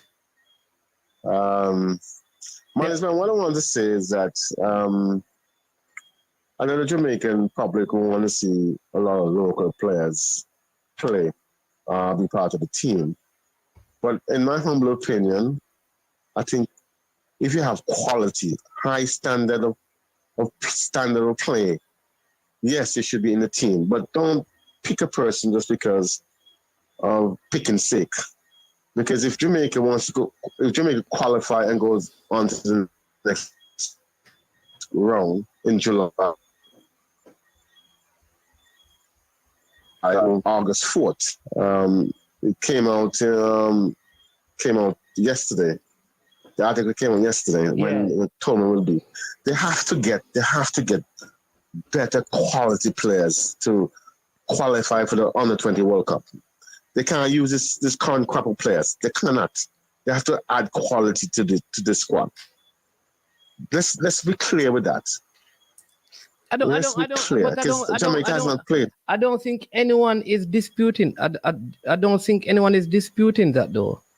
What we are saying is that it is pointless to remove all of these 23 players and get brand new 23 players for the next round. That's what people are saying. But I don't think anyone is, because Whisper is Bailey Kadamarti is going to be in the team, right? That's one definitely going to be in there, right? Whisper is going to be in the team. That's quality right there. There's an Arsenal goal. They are going to be in the team. There's a Manchester United player. They are going to be in the team. I think what people are saying is that there are players in this team that can still make the team. That's correct. I think the number 8 shows the best quality. Any player on the squad right now. Some person say that. Other person says the goalkeeper is the best player on the field. I believe Romain Blake is. I believe Romain Blake, from the games that I've watched, not just for Jamaica, but the games that I've watched, he's the best player I have seen in the competition. Man, you watch the number 8 play. His movement off the ball. When he receives the ball, you need to watch Romain Blake. He receives the ball at half. Hey, you need to watch Romain Blake. Romain just play kick long ball and always hurry and play with him. Carla, don't do that. No, you can't. Honestly, here's the thing now. You can. I don't have a problem with you saying, because I believe the number 8 is a very good player. But I cannot agree with you. Talking about Romain Blake is just long ball kicking a ball. Don't do that, Carla. I'm gonna make you finish talking. But go ahead, yeah. Okay, you and I can disagree on that because I've heard other analysts didn't like how he was playing. Okay, and I can go back and watch the games and watch him play. I'm not too impressed with him. Let me just put it that way. But I want to finish my point by saying that if the public doesn't want to have a holistic change of the team going forward, you have to also understand the team expectation, because you don't make significant changes and expect still to qualify the World Cup. You have to know what your expectations are, but Carla, and then put the team together. Yeah, man, and that is true enough. But what I'm saying is that what I'm getting from you is this. The team must be made up. For this team to be good, the only way here's what you're saying, and maybe I'm wrong, so correct me. The only way this team can qualify is if all the players are players who are playing from England. If anyone from Jamaica is on the team who plays in Jamaica or lives in Jamaica or is born in Jamaica, they cannot qualify. That's how it sounds. Because I mentioned Romain Blake, and you're not impressed with him, so he should not be in the team. All right? I never said no. I just said no. Man, let me correct that. All right. Let me correct that. I never said that. I said I was impressed with him. Okay, that's what I want to make clear. What I heard people saying is that he. Fine, I want to make it. No, that's what I'm saying. I want to be clear because I am saying that because I want to make it clear because I believe Christopher Ainsworth, no matter who comes, can make this team. So that's what I want to know because nobody has come out and said that we don't need better players. I even mentioned Whisper, and I notice you're not even saying anything about Whisper. Because I said that Whisper will come in. That's a given. Okay. Take it easy. Yeah, that's a given. I didn't object to that. You know what I mean? But as I say, at the end of the day, you want locals to play, expect that they would not make it far in the championship. But here's what you're saying again, which I disagree with. And you say that is not what you're saying. You just said it again. You said if you want locals to play, I'm going to give you an exact word. Fine. If you want locals to play, just know that they will not make it. So the point you're making is that once the team has anyone who is born in Jamaica, they cannot qualify because you're saying local. Listen to me. I start by saying my conversation with you tonight. Mm-hmm. If you want the locals players to play, they must reach a certain standard of play, certain IQ in football, demonstrate high quality. In comparison to the players from Canada. Yeah, man. Yes. But what I'm saying. What you're saying, though, Carla, so fine. So what you're saying is that none of the players who are not from England should be playing for Jamaica. That is what you're really saying, you know. You're saying that the only players. No, they might. But that's what you're saying. You're saying when you mention. So when you are saying that, you're saying that if local players are in the team, it will not qualify. That's what you said. No. I think no. Man is my take my word in contact. But what is happening now is that they want seven player quota. No, we're not going to. And if you maintain that Carla, you and I are not discussing quota. Here's what you and I are discussing. You and I are discussing. You brought up quota just a while ago. You see this quota and stuff. All right, you go ahead and tell. You go ahead. Okay. What is happening currently with the squad? There's a quota of 7 foreign players. There is. Let's be clear that there is. So what? And that will maintain to the other round. Would that be maintained to the other round? I don't know. That's not, you and I can't have that discussion. Okay. We're not. I'm not having that discussion with you. I am having this discussion with you. Simple question: why, if a player who is born in Jamaica in a Jamaica under 20 team, the team cannot progress. Why? That is what I want, because you said that. Unless you're going to take that back.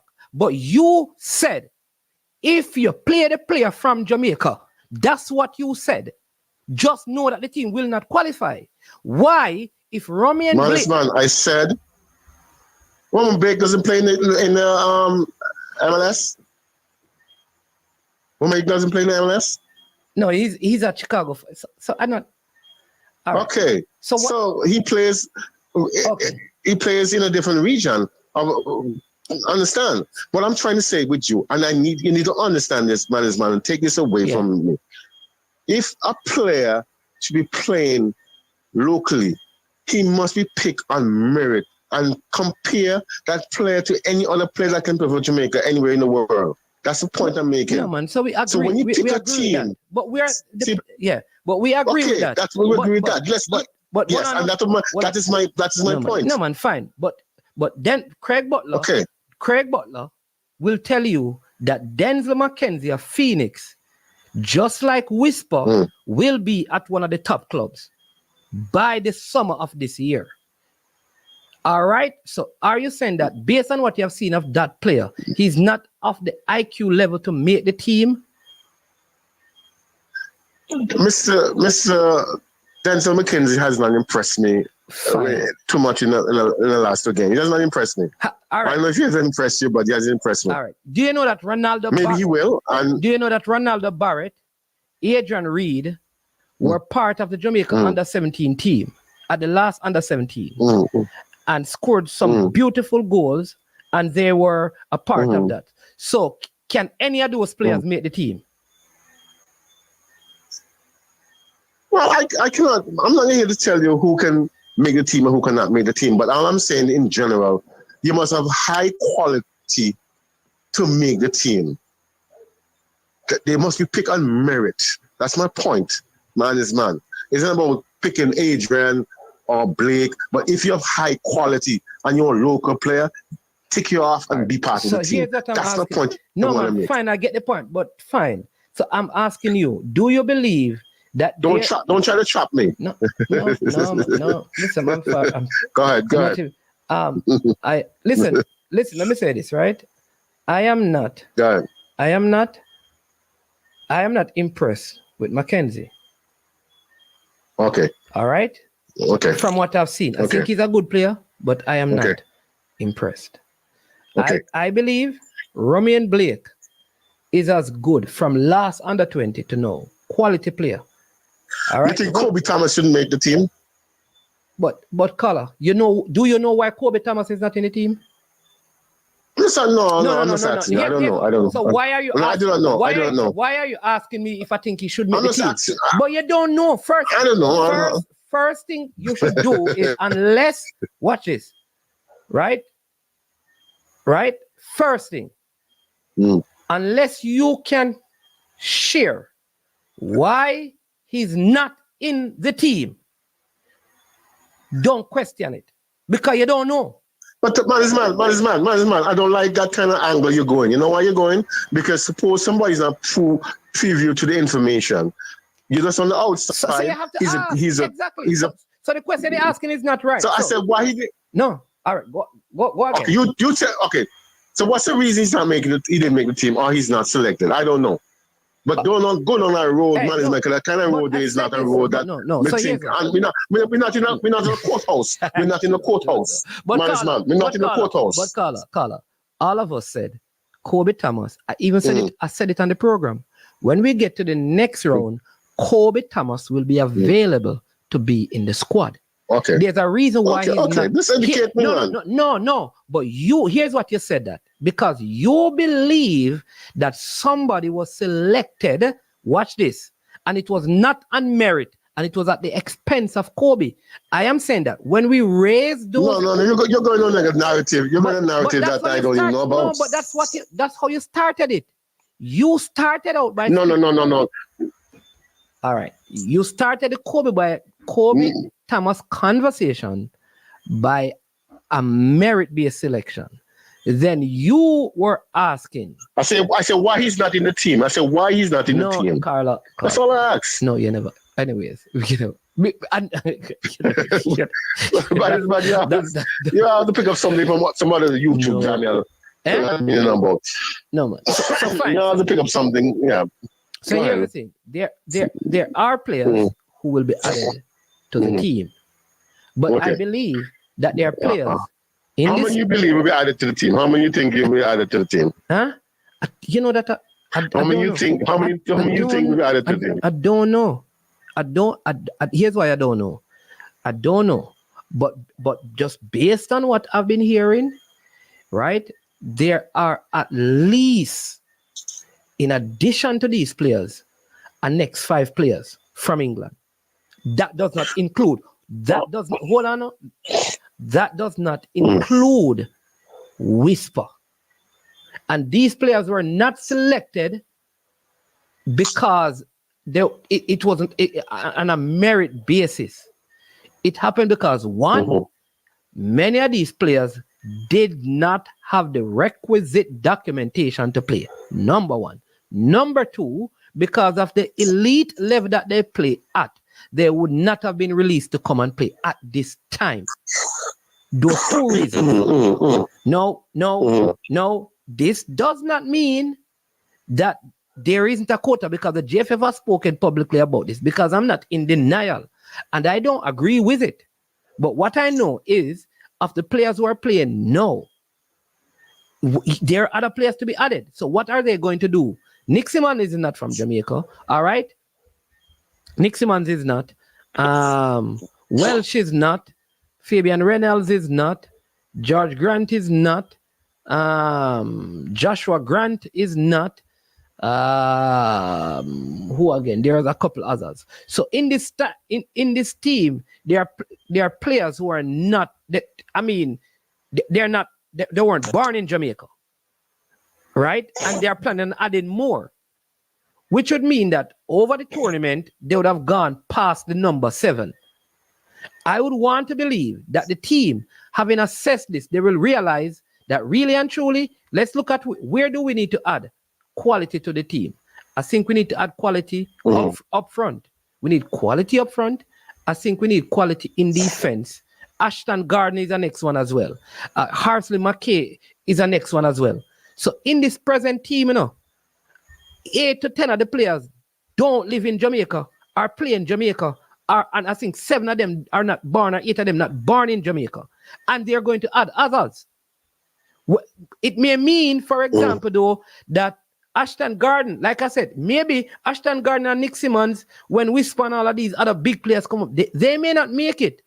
It doesn't automatically mean that the player, it don't automatically mean like, okay, Christopher Ainsworth need to be kicked out, then and the next player come in, because I don't think it is that. It is the best player, which could mean that Fabian, and I said it earlier, what if the Sheffield player, Bailey, is better than Welsh, and they find 2 other players in that position better than him? He may lose his position in the same way Adrian Reed can lose his position.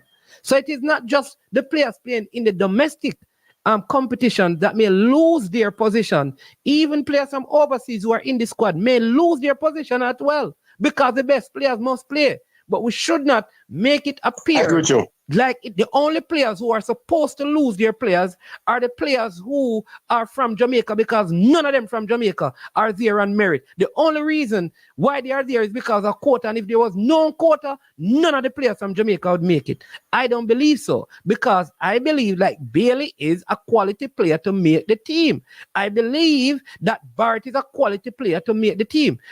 Of all of them, however, my favorite is Adrian Reed.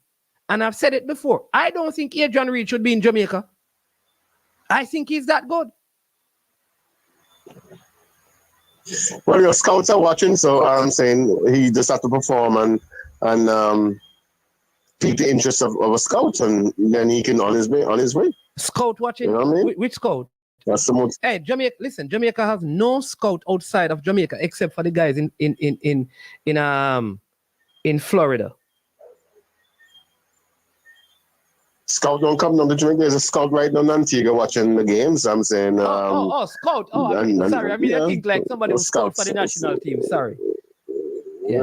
scout, so if somebody's, but man, I think you're saying the same thing like though. I think the best players that can play for Jamaica should play because it's important that Jamaica display high level of football to show the world that you're a footballing man. Let me ask you this.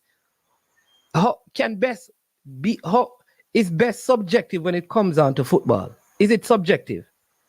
Just like world class? Because some people say Saka is world class, some say he's not. Is it subjective? Is best? When I say the best players, what do we use to define? Like, well, I'm saying the coach will have to see the players play, and then from his determination, recognize that he possesses the attributes and the temperament to complement the team that he wants to put together. Exactly. Understand? And that's what it is. Yeah. So that's what I'm saying. That's what it is. Like it's kind of funny that Arsenal has a team, and I don't think in many positions they have the best players, but they fit the best at Arsenal. So how do we define best in terms of quality and also chemistry? Because quality is important. Like, for example, it is possible like Nick Simmons. If you watch Nick Simmons, at Richmond, technically, I will tell you this. I believe that he's technically better than the player that Ancine was talking about. If you watch his clips and his videos, if you watch him at Richmond, he is. For whatever reason, it was also wet and the ball was skidding on the surface. All right? So my point is, based on his skill sets, his height, he's very fast, uses both feet, good in the air, hold up play very good. It is possible the coach says, listen, this is the kind of striker that I want, because all the other strikers available to me are short and they don't possess this particular quality. They have better pace and they have some good things technically. But because I'm going to have Dujon Whisper Richards cutting in, right, that I think the dynamics of him working with Nick give my team an edge. And he could pick him for that reason, While we may think like, that other player is better than him. But the coach, you understand me? I understand what you're saying. But, it always boils down to the coach selection and, making sure that he puts the best team together. So that's it, But anyway, Dance, man, it was nice talking to you. And as usual, man. I really hope Antigua got you. I'm telling you. Really. I would love to. Yeah. Yeah, you take care. Yeah, man. Blessings every time. Yeah. All right. Bless. Yeah. All right. Good call that. Always listen, I love when the Caribbean teams do well, Yeah. But for real, I think I can't listen. You need to go and watch some Nick Simmons. A very good player. And stuff. I don't think when people talking about his inability technically, I think it's far from the truth. All right. So people, listen.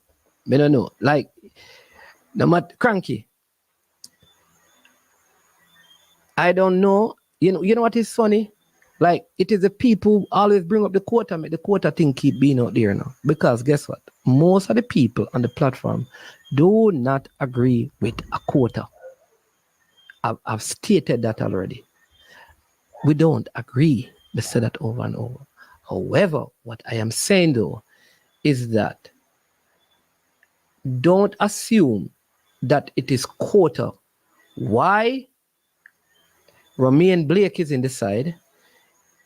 Don't assume that it is quota why Christopher Ainsworth is in the side. Don't assume that it's quota why Andre Reed.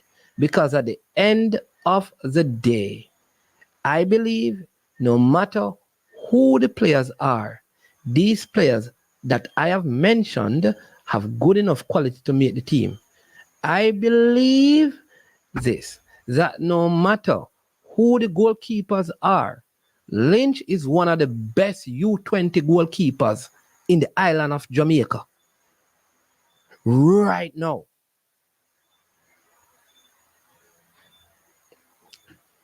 People even think that he should be called up.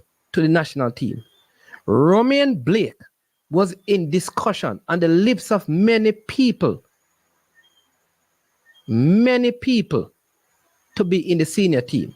So here's what I'm saying again. No one can convince me that the reason for Romain Blake's selection is because of quota system. None of you can convince me. That is what I'm talking. You can try twist it and say you're not saying that. Here's what I am saying. Let me make it categorically clear. None of you can tell me that it is quota why Romain Blake is in this team, or quota why Ronaldo Barrett is in this team, or quota why Lynch is in this team, or quota. No. Are there players there that will lose their spots and should? I believe so, but not those players. Those players are good enough to be in there.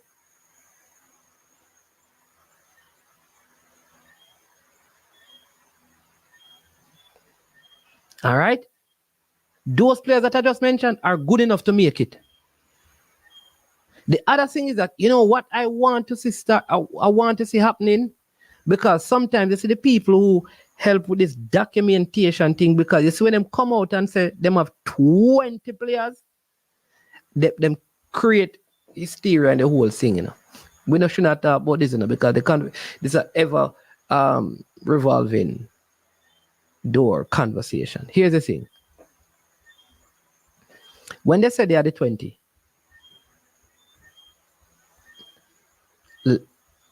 where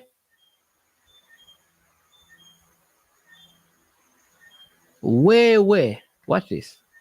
Way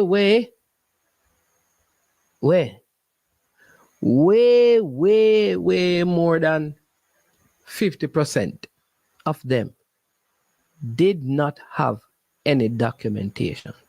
So here's what. Out of the 20, I would like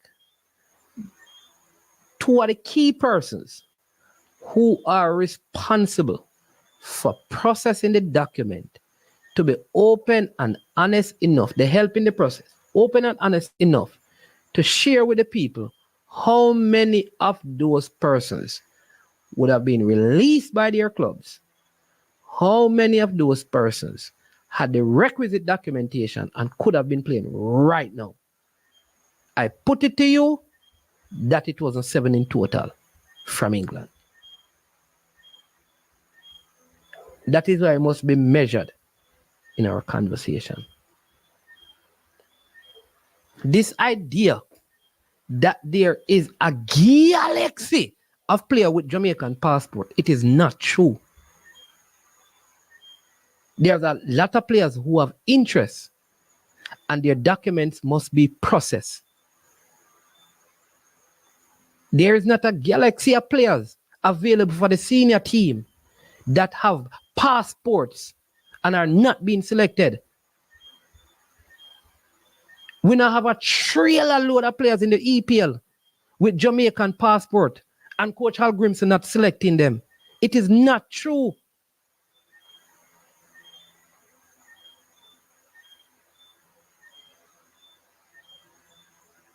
It is not true. I am not being defensive because I was not having a quota conversation. This conversation was about Gowie, Tyrese Go, and I am defending a player from overseas. I never brought up no quota thing because I don't talk about it. I don't, because I think it is wrong.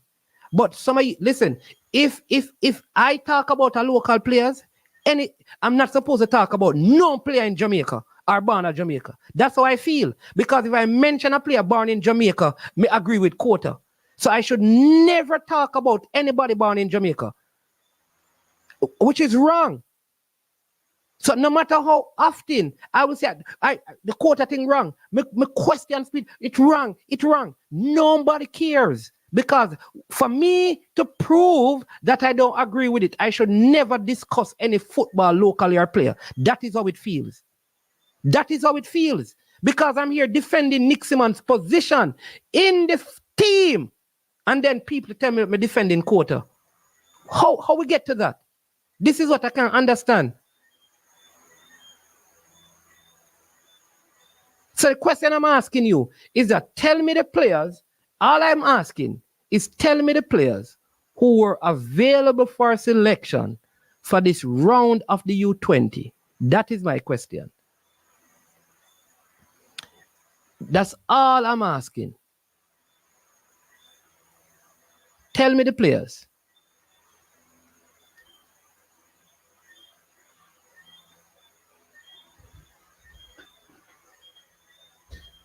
Tell me the players that were available and because of the quota system, they were not selected for this U20. That's all. And we will talk about it. Second thing I want you to do, tell me the players that Coach Hal Grimson has refused to call because of the quota system. And me, management, we talk about it.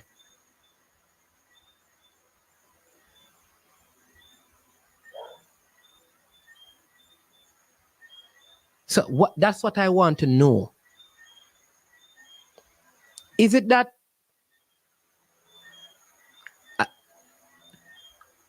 so Kobe was not selected, but it cannot be. Jason. Jason Good, you're smarter than that. So you think the player from the states who got selected are better than Kobe? Because 2 players from the states got selected.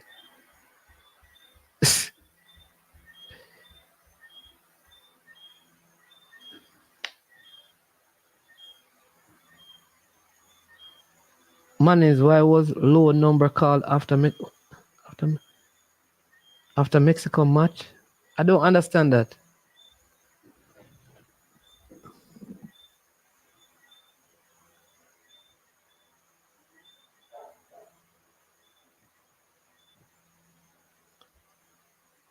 Why low number called after Mexico? Martin Baker. So I don't understand what you maybe you need to rephrase that or rewrite it.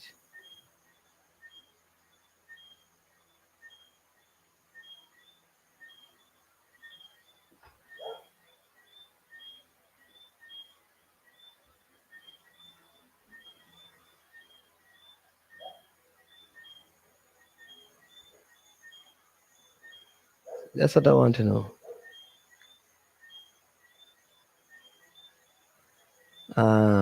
Low?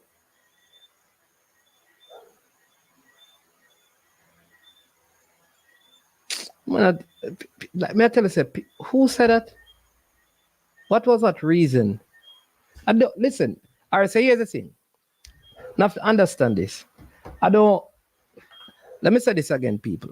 While I respect YouTube, and I respect every person who watch my channel. I respect every person who subscribe to my channel. Here's my thing. I respect the views, I respect the comments. Right? Here's my point though.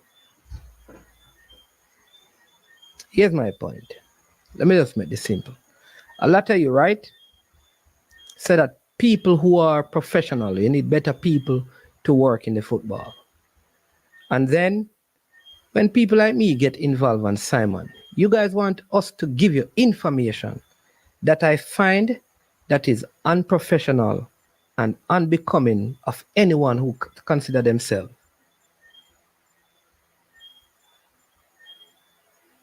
Like if I were to tell you everything about everything, right?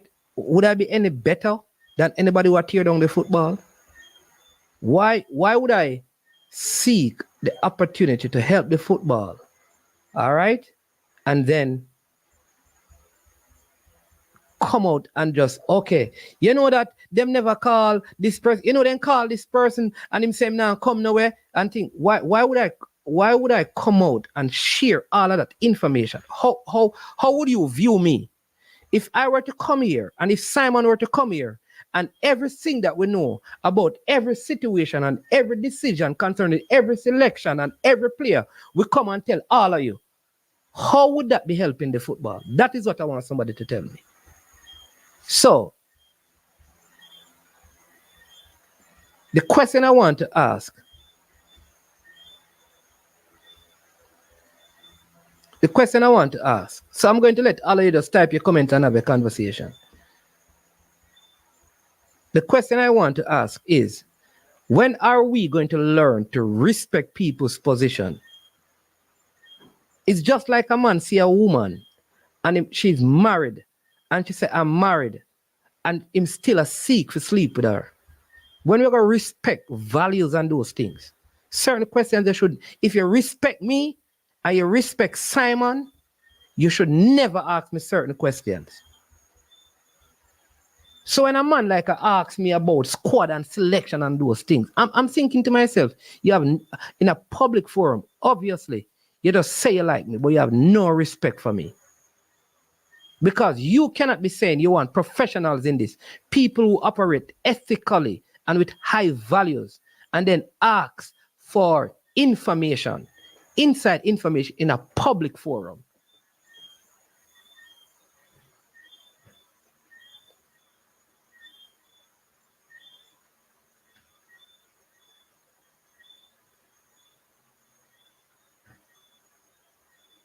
I'm telling you that. We have to show, a way you show respect for your person, you respect them position. Me have some friends who are police. And me tell them, listen, if me a speed and you stop me, virgin, ticket me. Because me have to challenge them to live and walk in integrity.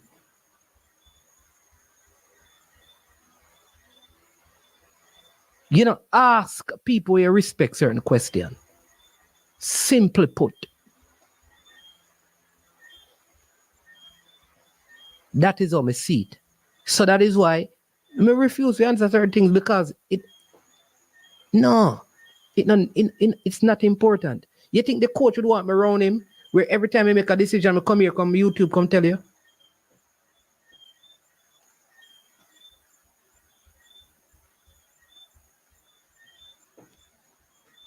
No, we can't do that. You understand me? So let me just say that. All right. On the next level, listen. I don't know. There are certain people who come on the platform. We know you. So yes, when they come on the platform, you come on and you make a comment and you unsubscribe. So you don't really understand me. Your views are not really valuable. Because I know you're here because you tell people so you don't like me. I'm going to tell you this. Just like come and say, one of them up a Stewart Town and the son a player. I'm going to pre them, I'm a friend them. Pre them. Drive up, pre them and them don't know. But no, some of you don't like me. So when you come on the platform, you just come because you want to spread a narrative, because you want to go sit down and talk with you. I know you don't like me. And you don't have to like me. So your comments are not important to me. Your thoughts about me are not important. I care zero about you. You're not important. Really, you're not. You're not important. You think you are, but you're not. So because if you don't like me, you're not important to me.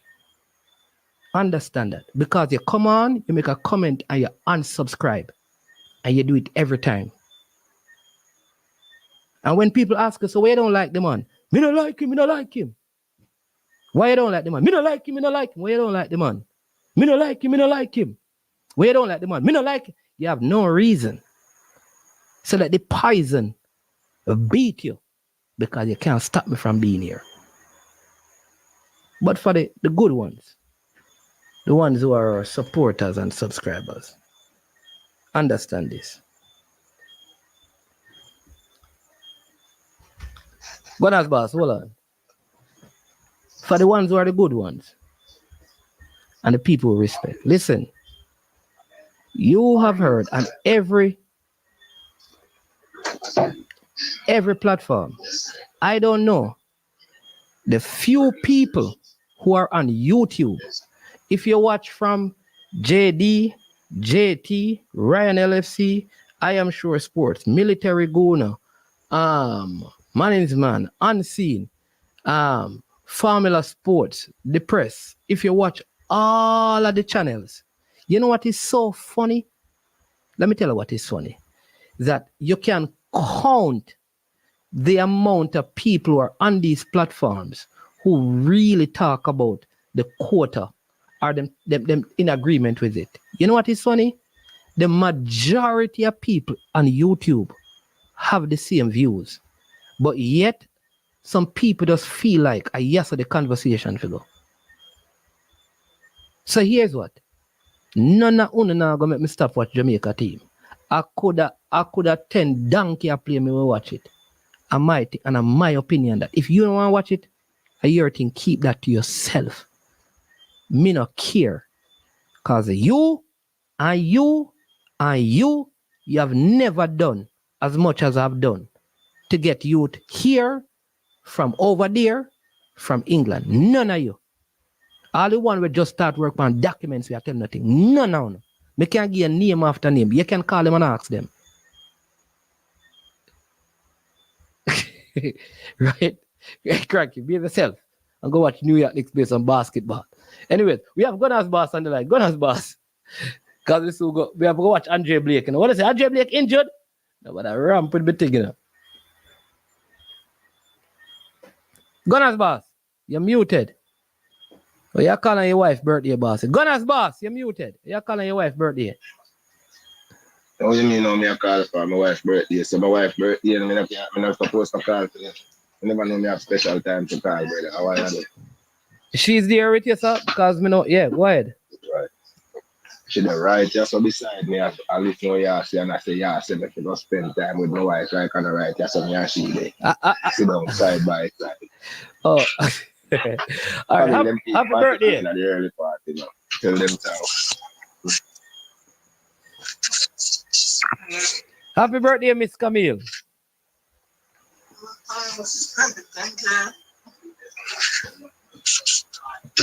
Thanks a lot, and I appreciate it. You're most welcome, man. We are very grateful for your work, you know, because I know it is very tedious and difficult to keep this gentleman, Mr. Sterling, under control, you know. So the fact that you have been Okay,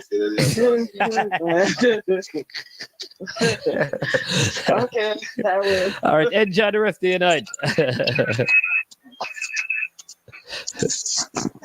What you talk about the line, man? Okay, that you're telling, man, again. You're telling on me, homie, you're telling, son. You can't be trusted. That's why, you see, the one Travis, can't trust Travis, you know. True, me tell Travis, you know, like, you have to come back, come tell you, make you over here, and cost me out. True, me go ask you, say, who here for the people, them document, you know, answer me over there. Travis, you never have to do that, you know. Me and you alone. Are you alone with the thing that in the comment section?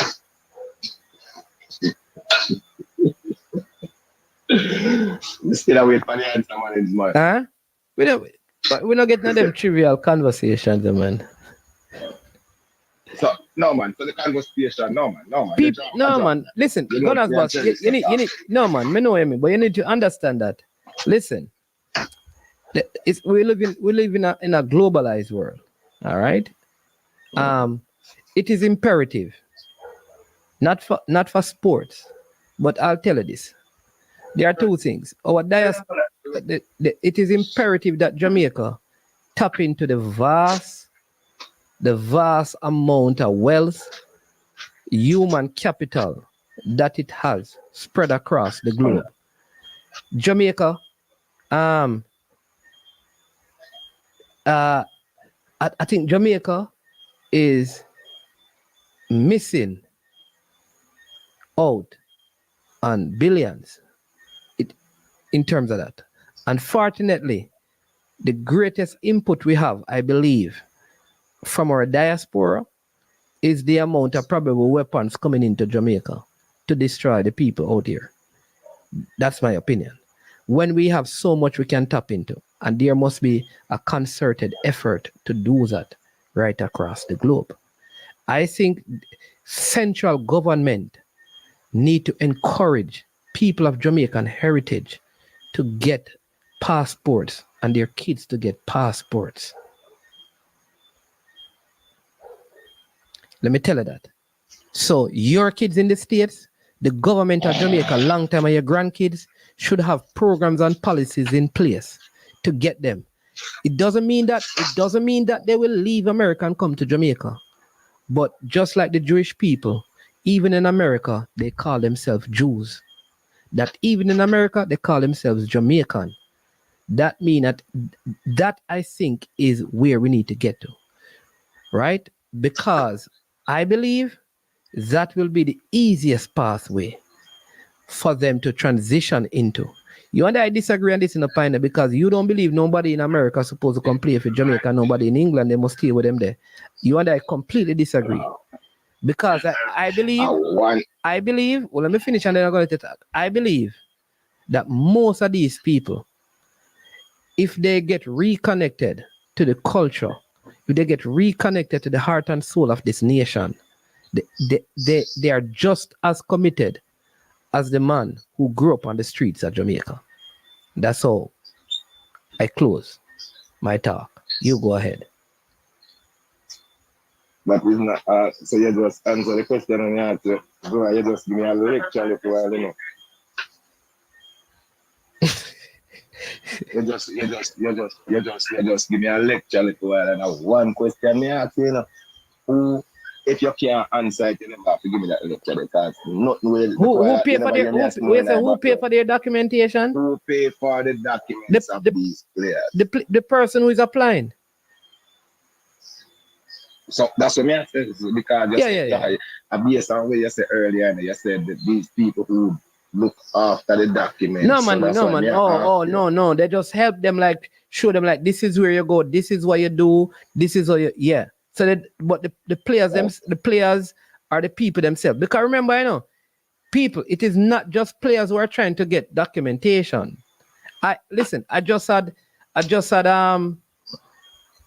just had somebody from Malaysia, and they had to leave because the visa expired before they get the citizenship, and they are coming to do. People don't understand, you know. I don't think people understand how Jamaica needs serious reform, you know. People. So, I'll give you this is a real example. Let me help the people. Real example this Piney.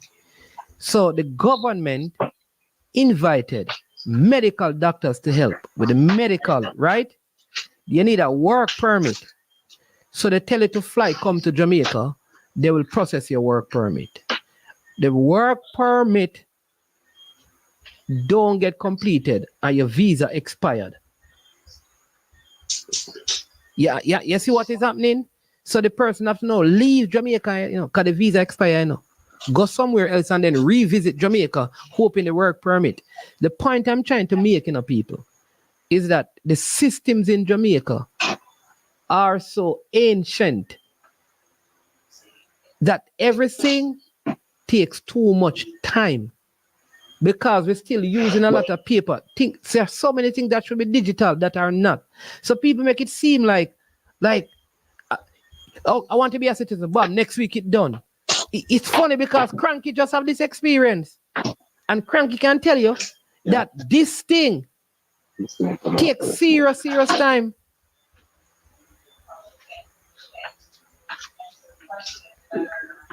Yeah, man, but I mean, the question me do ask you still, so me never know.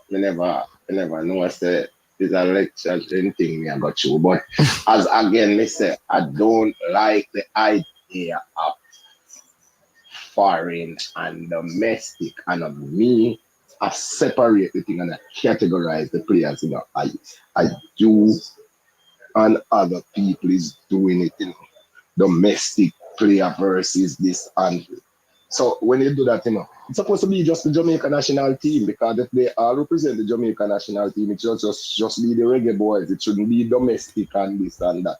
It sounds like a two team we have. So if at them way the way I go talk about the football and the forum them and other people, we can't say we have beat up a little youth when you say we have some players for a foreigner play down there. We can't beat him to that because we are saying them thing here. We have foreign and domestic players, you know. That me I talk about. No. We not say that Gunners boss. We know. I don't know. You hear people say we have foreign and domestic players. Me see panel people from people thumbnail and no man. The team named Jamaica Senior Men. You have never seen every time Jamaica play. it says the Jamaica Senior Men's National Team. That's what it is called. The Reggae Boy. The Reggae Boys. Are the Reggae Boys? Well, that's what we know. Are we know saying the the Reggae Boys international players will be joining up? And international means that they play outside of the country. Yeah, Leon Bailey is a youth who play overseas. He's an international player. Yes, we Spicer he play overseas. The goalkeeper, Low and all of them players there. Yes, we understand that. So what is the domestic? They are still when them play America, them play a domestic of the MLS. When them come to Jamaica, them play a national team. So we don't need to start. We need to cut that out with the domestic and the remember, it's not really. Remember, say it's not really the senior team, you know, because remember Jamaica played a senior team that only had Damian Lowe and Andre Blake starting as player from Jamaica recently. So let me ask you a question now, man. The youth them where I represent from out of Jamaica. I don't some of them youth I go get starting position, or some of them out there on the bench and a man I go fill in and start if a man not available and all of them things there. So one unit, that's what I say, it's one unit. It's one unit, combined one unit. It is the Reggae Boys. Yeah, but it is one, everybody agree that it is one unit. What I am saying is that when they say domestic and international, what they're saying is that the players playing in the JPL, they're not international players yet, but Shamar Nicholson is an international player.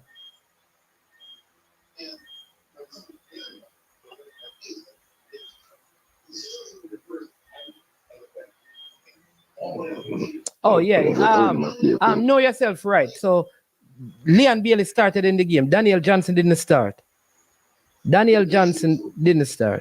And sometimes when you use Daniel Johnson, you have to be careful because Daniel Johnson spent most of his time overseas. But I do understand, born in Jamaica. Daniel Johnson didn't play football in Jamaica. Just so you know yourself. All right? His football was played overseas. So it's not the best example, but technically and technicalities, you're absolutely right. But Leon Bailey didn't start. No, did start. Daniel Johnson didn't. Yeah. So 3. So I don't think like people don't have a problem with this in the senior team. So anybody in the senior team, who is not selected, they are not selected based on quota. When the senior team is selected, Hal Grimson don't use no quota to select him team. Anybody Hal Grimson don't select him, don't want them in him team. You're not ready to use them yet. So if you want to call 100 players, the head coach have a right to select who he want to select. And if you don't like that, so it is. When the next person come in, maybe them will select them. So not because you think a player play and he must score 100 goal or he must save 100 goal. The coach not have to call him. That's up to the coach. It's up to the coach.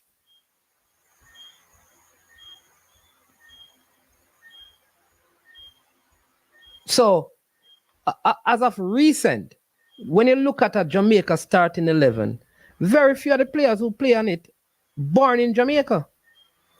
Like when last have we had a Jamaica team start, where you had a player playing in Jamaica starting in an official game. That's a senior team, right? So when it comes down to senior play, I don't want nobody come talk to me about no quota business. No quota business that they not no senior team. When a man not get selected, the coach no want to select him. And the coach have him reason. As long as the coach get him result, him have the right to select who he want to select. And him no must call a person where you want or me want. You know what people want play. You know how long me want Wes Morgan play. You know how long me want Wes Morgan get called. You know how long me want Wes Morgan get called. You know how much years no more Wes Morgan get back a look in. All I know, you hear me, I come here, I complain every day, and I talk about it. We just make the man go and wait and watch him time. Man. Let me ask you a question. What are the... Man. Yeah, man, I'm listening to you. Oh, me didn't mute and me unmute, I never realized it. So let me ask you a question. Mm-hmm. may I veer off of this little bit to something else with the same football thing now. The Jamaica Football Federation. Where's Hardin? Yeah, man. Where's Hardin? Yeah. Go ahead. Does the Jamaica Football Federation make any money from the Jamaica Premier League? No. It is not for the Jamaica Football Federation to make money. It's for the clubs to make money. So did you know that? How the United States soccer make money from the MLS and the second tier league? Huh? How the United States Soccer Federation make money from the MLS and the second tier and the. All right, so I'm gonna help you with that now. Sorry, not Wes Morgan, man. Wes Hardin. Remember that USA have a franchise system, so that's a different thing. Cause you have to pay for your franchise rights, don't it? Yes, you have to buy the rights. Just like how you have to buy the franchise from KFC. Say you don't have to do that in the Jamaica Premier League. You play in there on merit. You qualify, you get relegated. So that's why, but the JFF will always be poor and don't have money to pay or do much because they are doing too much with the money they are getting. Gunners boss, but the JFF. We having a conscious. But me not unconscious. Yeah, so like you get touches like me ask some tough question like ask some tough question. You good at interviewing, you know. No, so me have to know. Yeah, man. No, Gunners boss. The English FA use a similar system to what Jamaica uses, and they are making money. They are not a broke federation. The German FA do the same thing, and they are not a broke federation. But so you say the German Federation and the English Federation similar system to Jamaica from their Bundesliga and their Premier League. They may be making money. I'm not saying that they don't make money, but they don't have a franchise system like the Americans, and they are still doing well. So we need to find out what they are doing to make those systems have money and don't have to depend on FIFA. Also, you must understand that a lot of those federations, remember when they sell players, sometimes there's some administrative fees that are paid over to the association. I don't know how that works in Jamaica, but we don't sell enough players for high prices to pump back money in the football locally. That is the next thing. Me I look for something, You ever hear about a thing with them calling them basketball without borders? Yeah. Okay. So who you think fund the basketball without borders? The NBA. Okay. And then develop players to play for them country and to play in the NBA for franchise, right? So me don't like to see a system like that for the football across Jamaica, Yeah. And that is what the Premier League people, clubs and whoever else and the academy is supposed to do. Yeah. Because let me ask a question from the other day. We think we'd have this discussion, but me ask you a question, man. When you go a Manning back in the days, it was what you call it, common entrance exam. Did you have to take a common entrance exam to get in Manning, even though you was a good football player? Oh, you mean you think football can't get football can't get to go a Manning? How can a Manning you better pass common entrance? Oh, that's why Mannings never do well in sport, because you have to pass common entrance to get in. So I took common entrance at 10 years old and passed. So you see when I go with this now? No, I not see where I go. No, so I don't know. No, so how comes now, right? I not change the conversation.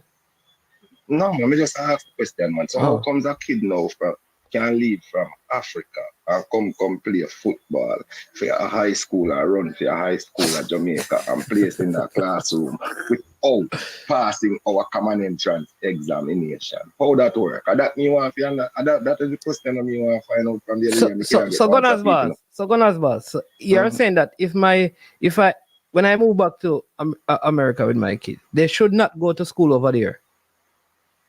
Then everybody know, man. That one thing the law said, the law said, you can't a two things in America you not get denied, whether you're legal or illegal, it's education and health care, You walk into a hospital, if you're sick or you're injured, they will take care of you and send a bill to the address you produce to them. You provide them. And once you have an address in our area and someone live there in that area can take you to a school and say, I'm responsible for this person. Like if your son come and him live here and in the year with and man that Camille here. Camille will make sure him get into a school. So what is wrong? So what is wrong if a kid from Africa come to Jamaica and go to school?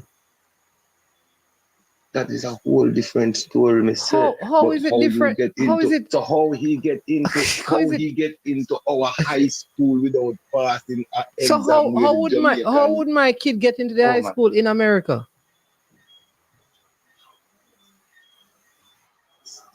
High school in America, you don't take exam to go to high school in America like how we have to take an exam to go to high school in Jamaica, boss man.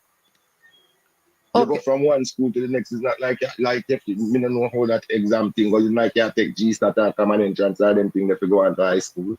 Okay, so do you know? So let's use this then. So if I moved to South Africa, should my kids be allowed to go to school? Yes. So why if a kid from South Africa come to Jamaica? Allowed to go to school. But you're not going to end up going into a high school. You're going to go to a public school. You're going to go into a high school. High school is public in Jamaica. Man, you complicate the question and me ask you.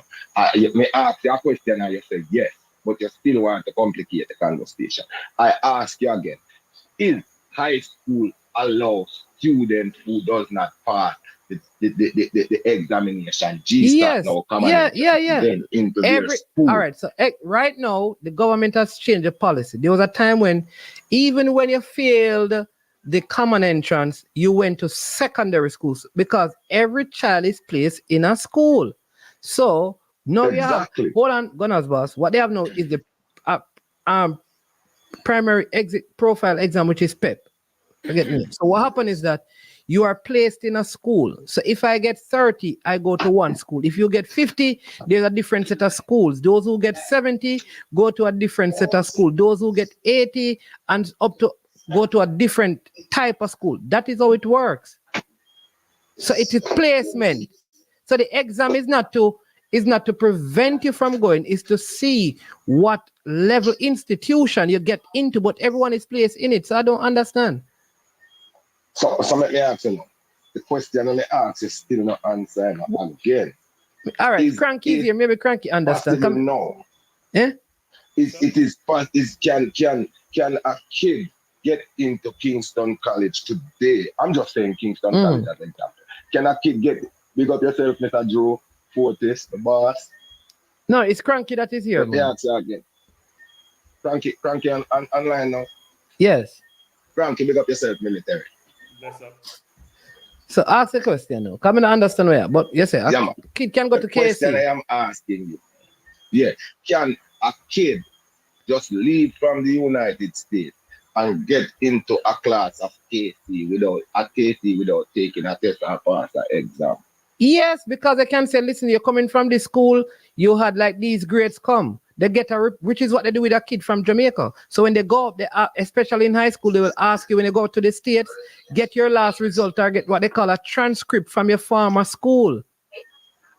And sometimes they even put the Jamaican kid back in because the Jamaican kids go through the system in Jamaica faster. Remember, you have middle school and junior, all of those things in the States. So in Jamaica, what they do is in Jamaica, what they do, right? In the States, what they do is they ask for your transcript from your former school because you may be in third form in Jamaica, but when you go to the States, they put you back in second form because of your age. And so what you find is a lot of Jamaican kids in high school do exceptionally well because we are a year ahead of the kids in the States. And so when you go to the States, we get put back in a class that we completed already in Jamaica. But I'm still saying in America, there's an exam system. But me already get your answer still, kind of. You said you can get placed into a school. It's different now. Because if you remember when me asked you first, when you go to Mannings, if you could have get into Mannings without passing an exam. That is Mannings. That is Mannings, though. There are other schools that can do it. It's not a rule. Oh, okay. Then another a simple question that because through all the while you say some youth just come and them never gone to school, them never gone to all age and a primary school and go take no exam and end up in a, and then you hear say them a run and a jump and a ball for some other school. All right, so so I want to know what you have an issue with? So what I want to know is that you have a problem with the kids in Jamaica going to school or participating in sporting activities when they go to school. Which one? I just want to know how these players just end up for the first year into school and you give me an answer. So me not have no problem with the answer where you give me. I just wanted to know because I was curious to know how people just come and just place into classes and running a champs without passing the exam, which is Jamaican, the local kids. Our local kids, them have to pass the exam to go to the school. So I just want to know how that works. That's all I was asking. What I'm saying to you, Gunners boss, if you move back to Jamaica and you have a 15-year-old, right? Do you know you could get that child into Excelsior? I don't know. I'm telling you, I don't know. Yeah, because what they would say, which school are you coming from in the States? And you say, all right, I'm coming from Delaware Middle School, and they say, all right, get a transcript from there. And they say, oh, based on your transcript, you need to go in second form. That's it. Okay, me ask the question. You know, because I want to know. I just want to know. So I never make no assertion and no assumption. So you never. I just want to know how and why. Quite. I do understand Gunner's boss question because management. Remember way back with management, most way people matriculate to high school is through common entrance, right? Now, back in our time, yeah. But if your father had money or you could run and jump, you still get into high school, even without common entrance. That's a fact. Yeah, but you could also get. Remember, you actually got to secondary school. No, I know, but I'm just saying, management. Yeah, secondary school was the avenue if you didn't pass common entrance. Yeah. Your father had enough money, and you could run and jump high, and you can play cricket or whatever it is. Somehow you seem to get into high school without going to secondary school route. But that was the normal avenue people goes through.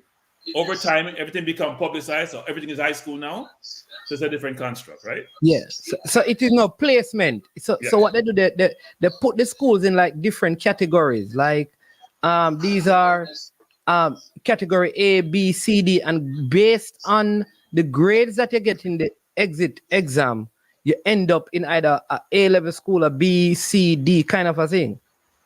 Yeah. So I have a funny story. A friend of mine, she was telling me, she was in the military with me. She told me she was in Florida, straight A student. She went to Jamaica. I'm not sure if she went to JIG or one of those schools.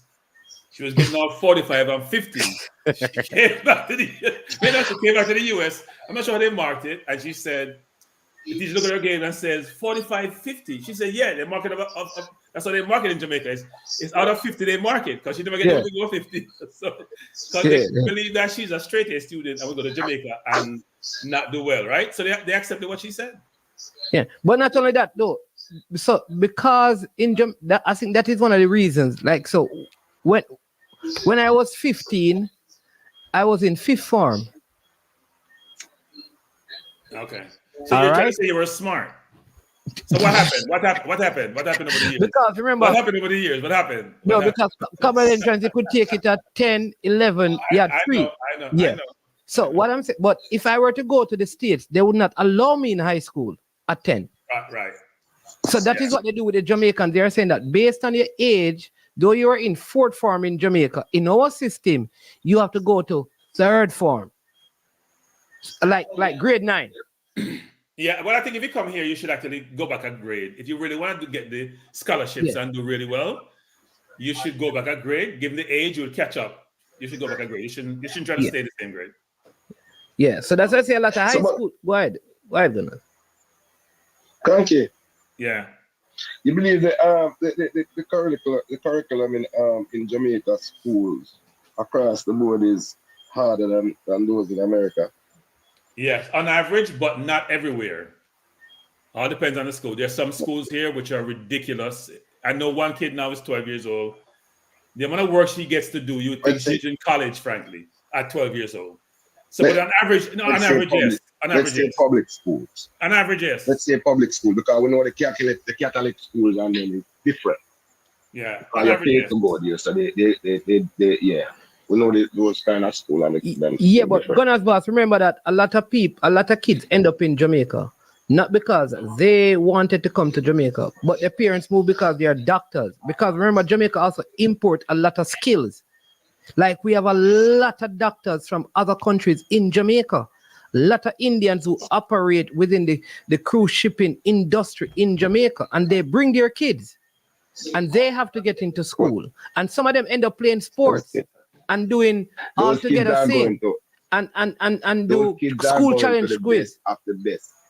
Those kids are going to the best of the best school and not interested in playing sports. They are interested in pushing keys and buttons, man. No, but that's what their parents want. So do you have a problem with kids from overseas coming to sing and all together sing? And the choir? Huh? Should the kids then participate in all together sing? And JCDC stuff? When they come from overseas, should they participate in JCDC and all together sing and school challenge quiz? You're supposed to. I think young kids should participate in all cultural and sporting athletic activities while going to school. That's available to them. Okay, yeah. so don't sound like you have a problem.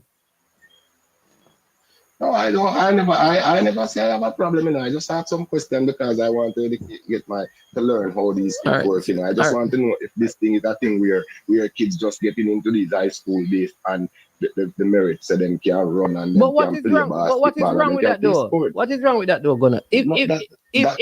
No, hold on. So if there's a child. Right? There's a child that is in Guyana. Like there's a Guyanese guy that plays for St. Diego. He is there because he plays football, but also getting educated. What is wrong with that? If his parents believe this is a good opportunity for my son to do fifth form, because remember, in the Caribbean in particular, we do the same exam. What is wrong with that? Because a Jamaican could go to Guyana as well to learn cricket. Yeah, student exchange program. Yeah, so what is wrong with that? Nothing wrong with the exchange program. Because you're getting something for something. You're giving something and you're getting something in return. I think you need to go listen to Cranky because Cranky has video. But let me ask you a question. But boss, he asks me so much question and then every time you have anything to say, let me ask you a question. Question. That's why I learn. You have to learn, you know. And you know, and everything they on Google, I'm saying that Cranky. You know what? I ask you nothing more. No. What I'm saying is that Cranky. Let Cranky speak and then you can probably question Cranky. All right. Go ahead, Mr. Cranky, because I'm leaving in 2 minutes.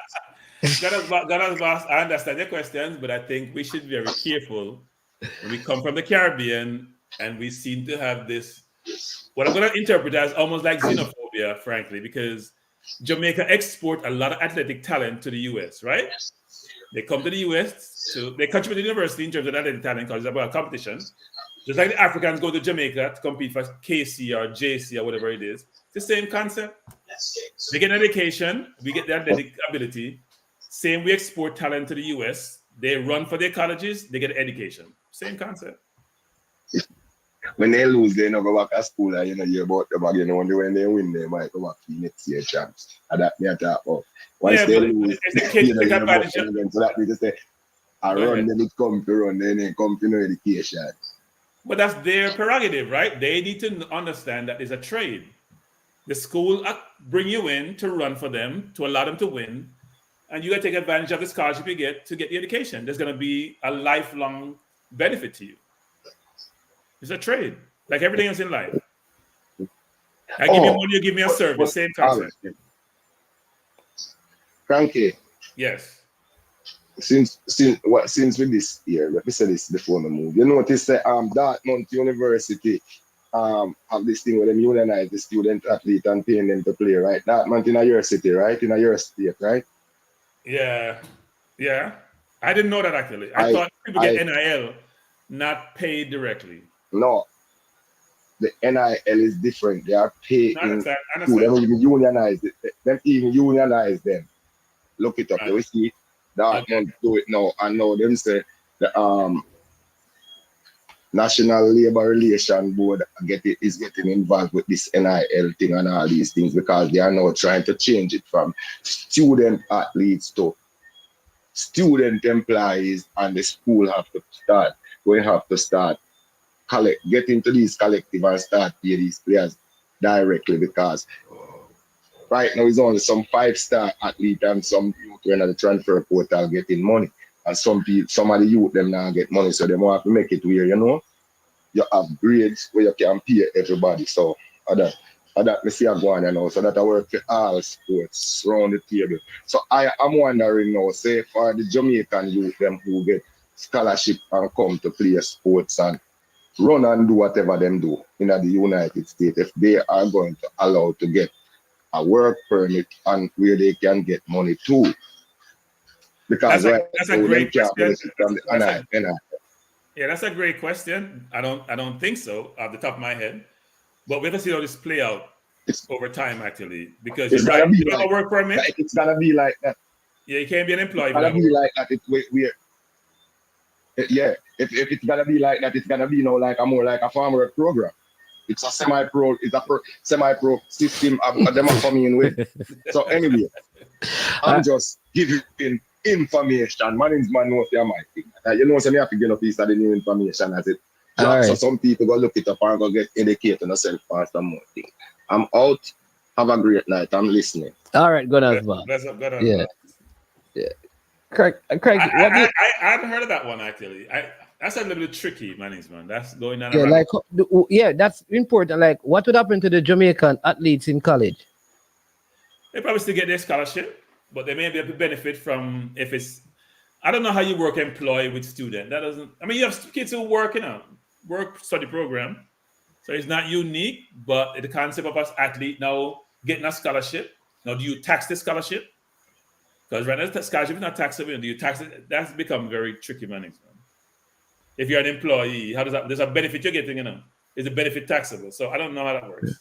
You know that. Know yourself. I don't know. Maybe Cranky has probably been exposed and have family members who have been exposed to the education system in Jamaica and overseas. From my experience, I think we are on par with at the high school level. I think a lot of the Caribbean countries, they have more kids going to university. I don't know why, but I realize that even in Jamaica, more and more kids are, because we only had the UE and UTech. I think they're expanding that with CMU and all of these things. So I think more persons are. But I think where we used to fail is that we never had enough persons matriculating into university.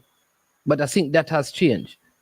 I think it gets caught up eventually, management in college, right? I think Jamaicans are normally ahead, or Caribbean are normally ahead, like in high school. But I think it catches up in college at some point.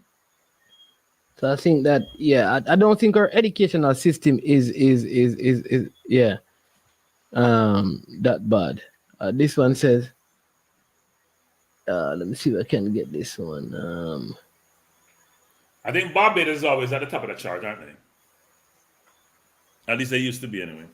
All right. Know yourself. What are we ranked 12 in though? Because remember, there are different things that they measure, What are we ranked 12 in?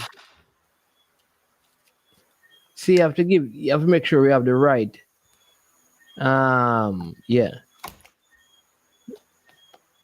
right, Rob Smith. All right, here's what I'm saying now. Let me talk to you. Yeah, Rob.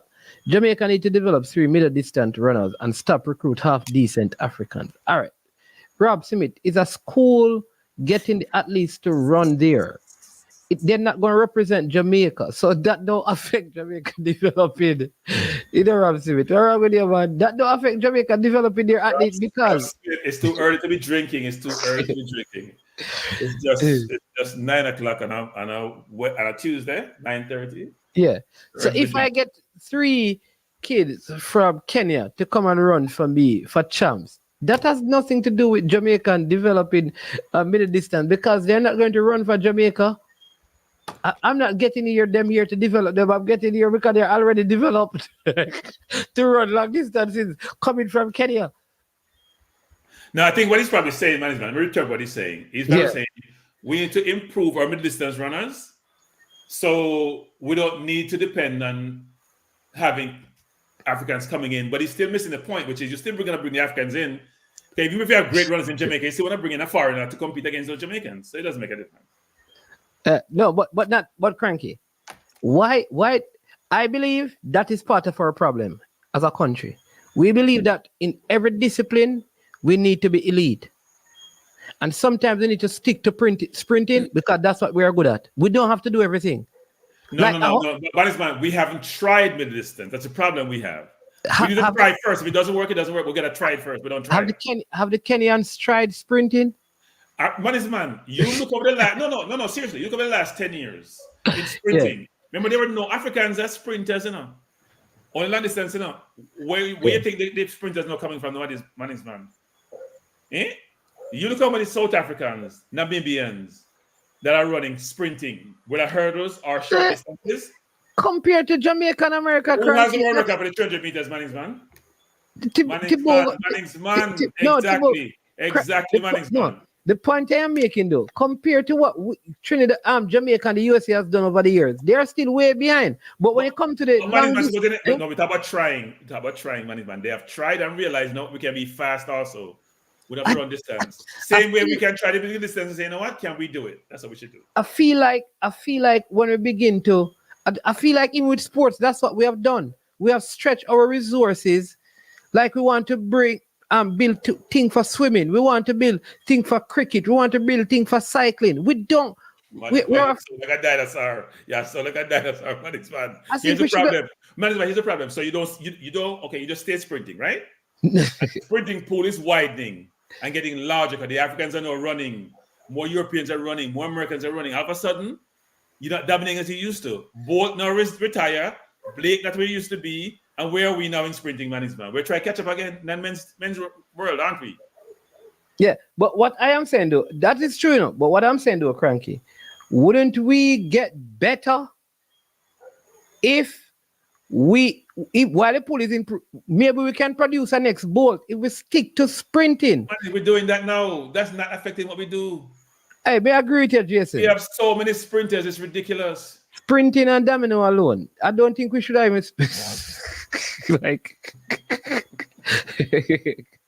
and I could say we could do some netball because we always run Kylie netball. But I don't think I think Jamaica should like our basketball. What Jamaica doing playing investing in basketball?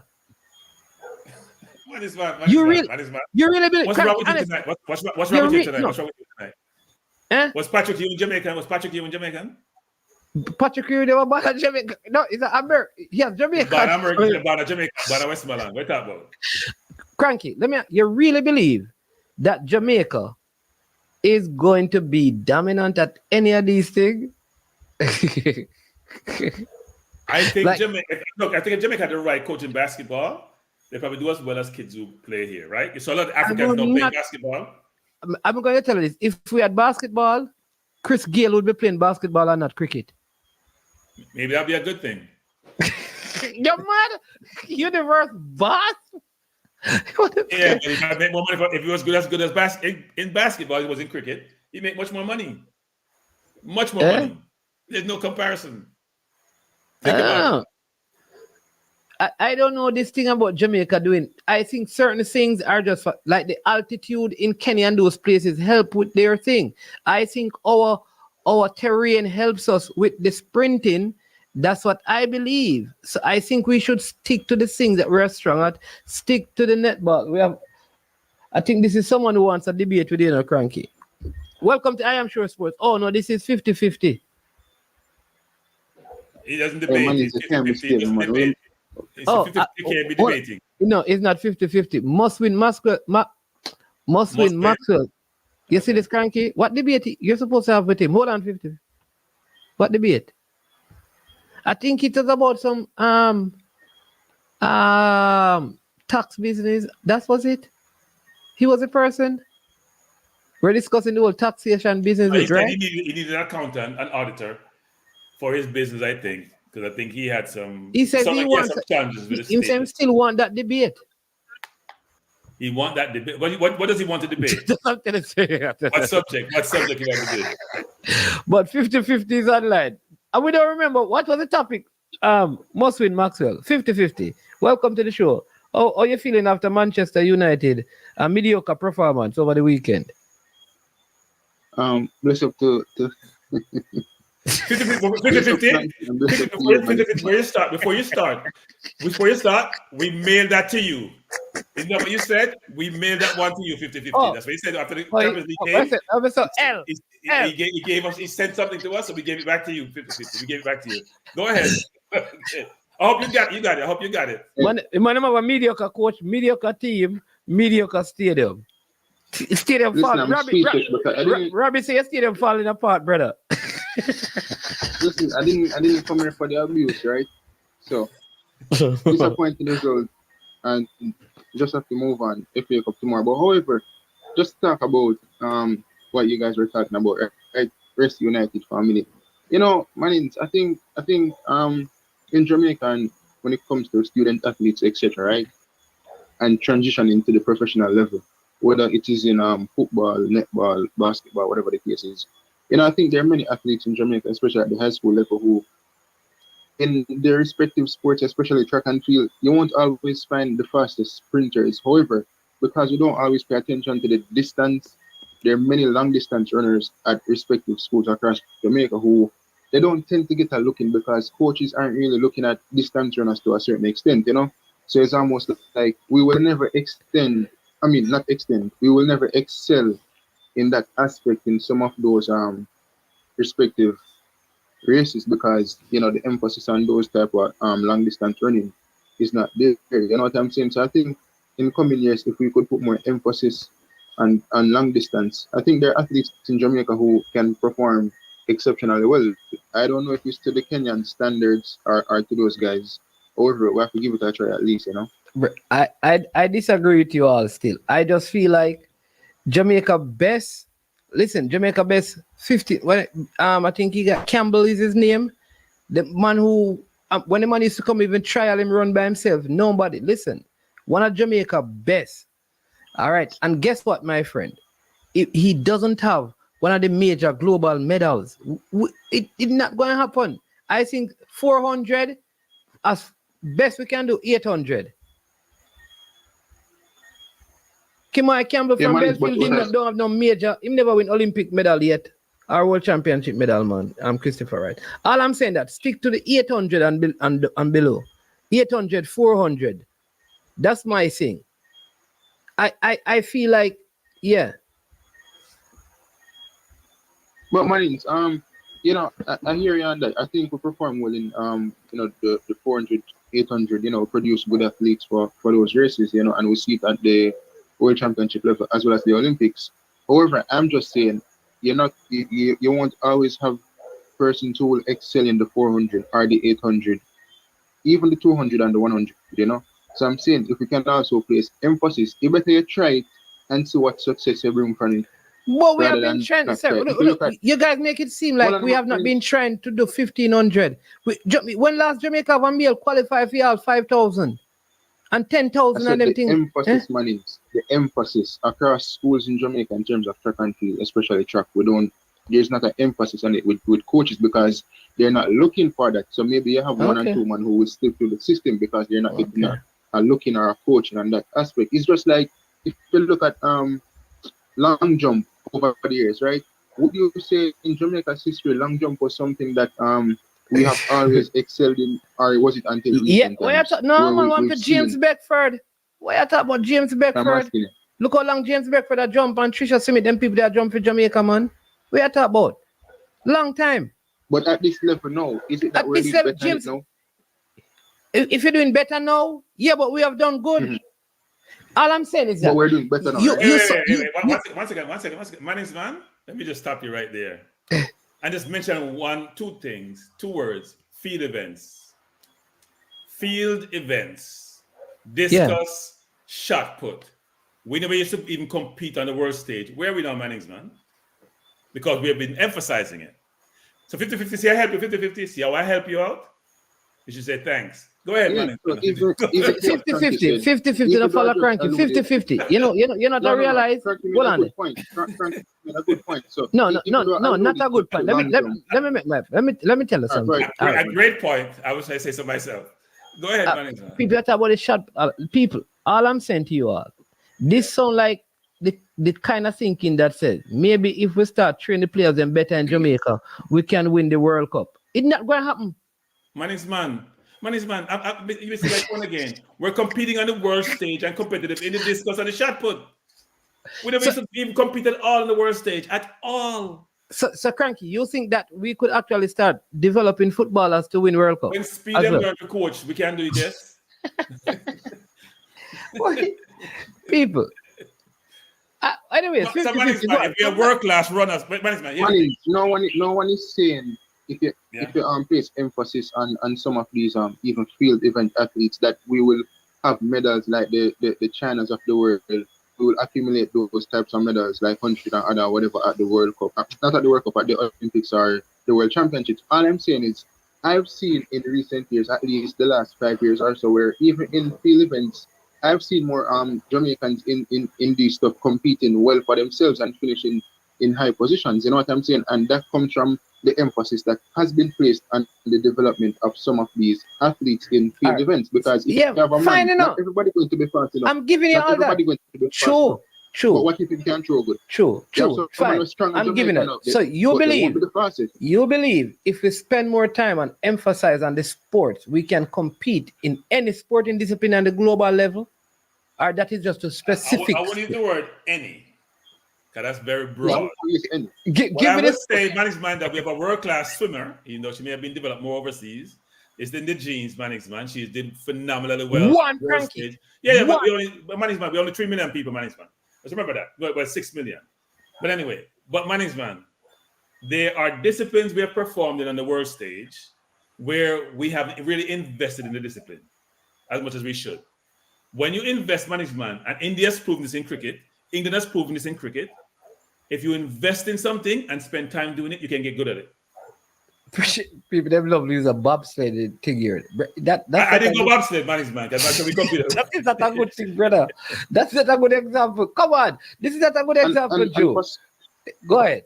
For certain sports as well, Mannings, certain sports are kind of expensive, so they're out of the way in terms of us placing emphasis on that, because some sports it takes money to really get into and compete in. So, certain stuff where we see at the Olympics and so, especially in the field events, not everything we can endeavor ourselves in. However, the ones that we can, that's cheap and accessible. I think we should at least try and, develop a plan to say, okay, the next 5 years, let's see where we get into this and, we take it from there. So, hey, Cranky, one thing, hold on, no, just hold on to me, because Cranky, you on 50-50 has led the people astray. It's all about psychological makeup. We got the quick twitch. The rest is gravy. You see all these things? You have led the people. Watch this. Cranky, we can do it. The sun rises in the east and sets in the west in Jamaica, like every other country. You see all of these things? This is what happened. The money don't rise in the east, I said. The money is not rising. I was just talking some days in Jamaica. No, it's about investment, man. It's about investment and resources for a lot of these things, right? Some countries focus on certain things. They invest, they pour money into it, and eventually it works out well for them. So all right, go ahead, 50-50. And Mannings, before I move to the football, even basketball as well, I think we failed to properly invest in basketball, because when I was going to school, right, when I went to Belly High School, we had a very well-rounded basketball team who went to the finals against teams like JC and some of these teams. And if you look, when I was looking back at the skill set of some of these players, they were wonderful players. Not saying wonderful in comparison to hold on. This is the issue, man. I'm just saying wonderful in comparison to who? So who you call them wonderful? So how are they wonderful? It's like facing the JPL management. They're facing the JPL. They want to put Jamaica. How they play the game. I'm talking about at the high school level. I'm not comparing them against high school players in America or some of these countries. I'm just saying. If you take management at the task, 50-50, management can't get away with this one. Because management still have to talk about how some players who are in Jamaica, how brilliant they are, no matter who them play against. So why can the basketball players be the same, management? Which player though? Which player? I know I don't know the players, but I'm just saying. I said If Romy you're and saying Blake. Ainsworth, I said and Romy and Blake, Blake. I said that. I said that. I still believe they have the quality to make the team. Blake, Ainsworth, Barrett, and the one that I like is Adrian Reed, because I think he should be playing outside of Jamaica. Right? Maybe his parents want to keep him here. I don't know why. All I'm saying though is this. All I'm saying is 50-50 is a comment with me a laugh here. It was the no run pass, only come and run past 400 meter. The point I'm making is that I think we have to just say, listen, maybe lawn tennis is not something for us. All right? People can play it for recreational, but to invest in it, it may not be the wisest thing. Maybe swimming can work because, you know, we have a lot of ocean and maybe we can do it there. But like basketball, for Jamaica to really compete on this basketball thing, it is better we go get some youth in the States who are Jamaican and make them play. But we've had Jamaicans who get scholarship in the US playing basketball. Yeah, but you see what we play on out here? Our basketball court, some of them have pothole. But Manny, you see the just thing like about the roads, just like the roads. And having potholes, you know. Yeah. Manny, if you look at track and field, some of these athletes, right? Especially at the high school level or primary school level, you can make the same case that look at what they run and look at what they don't run in. Not many of them used to run in. No, that's different, sir. But no, that's a different example. Let me tell you why it's a different example. No, but it's a different example. Because in Jamaica, there's a basic school championship in track and field. Basic school championship. Basic school have the sports day that you have large crowds. Primary school have it. So it's a different thing. Manny, listen, if the Sunshine Girls respectively, they have held their own at a good level for the country. But I did give you netball. If them can do it, then if we play some emphasis on the men's basketball team, we can do it as well at a respective level. You know what I mean? Because I believe that they're good basketball players in Jamaica. A lot of Jamaicans undermine basketball because it's not the first. But doesn't mean that they're good basketball players in Jamaica. Like, it's just like people saying that. Who are the good when they say good basketball players? For what? Time I don't know, but I'm talking about when I went to school. But there, what did they? High school, what did they? All right. So, but what I'm saying, 50-50. Tell me one name of, because did they go to college and do well in the States? How did they matriculate? When our when our basketballers go even to college, most of them struggle. At the college level, they can't even make the starting five. At the college level, the top ones. So what I'm saying, it all comes down to resources and development. When you place emphasis on certain sports compared to other sports, obviously that transition will be hard because of coaching, education, etc. What the players can do compared to when they go to can I help you? Because I'm using management analysis now. Let me help you. Let me help you. Okay? Yeah. You need help. So management talked about the basketball players who transition to Division 1 on the highest level next to the NBA. How is that different from JPL players who transition overseas management, and a lot of them do struggle when they have to step up a level? Same concept. Doesn't mean they're not good players. Doesn't mean they're not good players. Who this? But listen, I'm not disagreeing. But you want us to invest in football. Not the point I'm making. You want us to invest in football.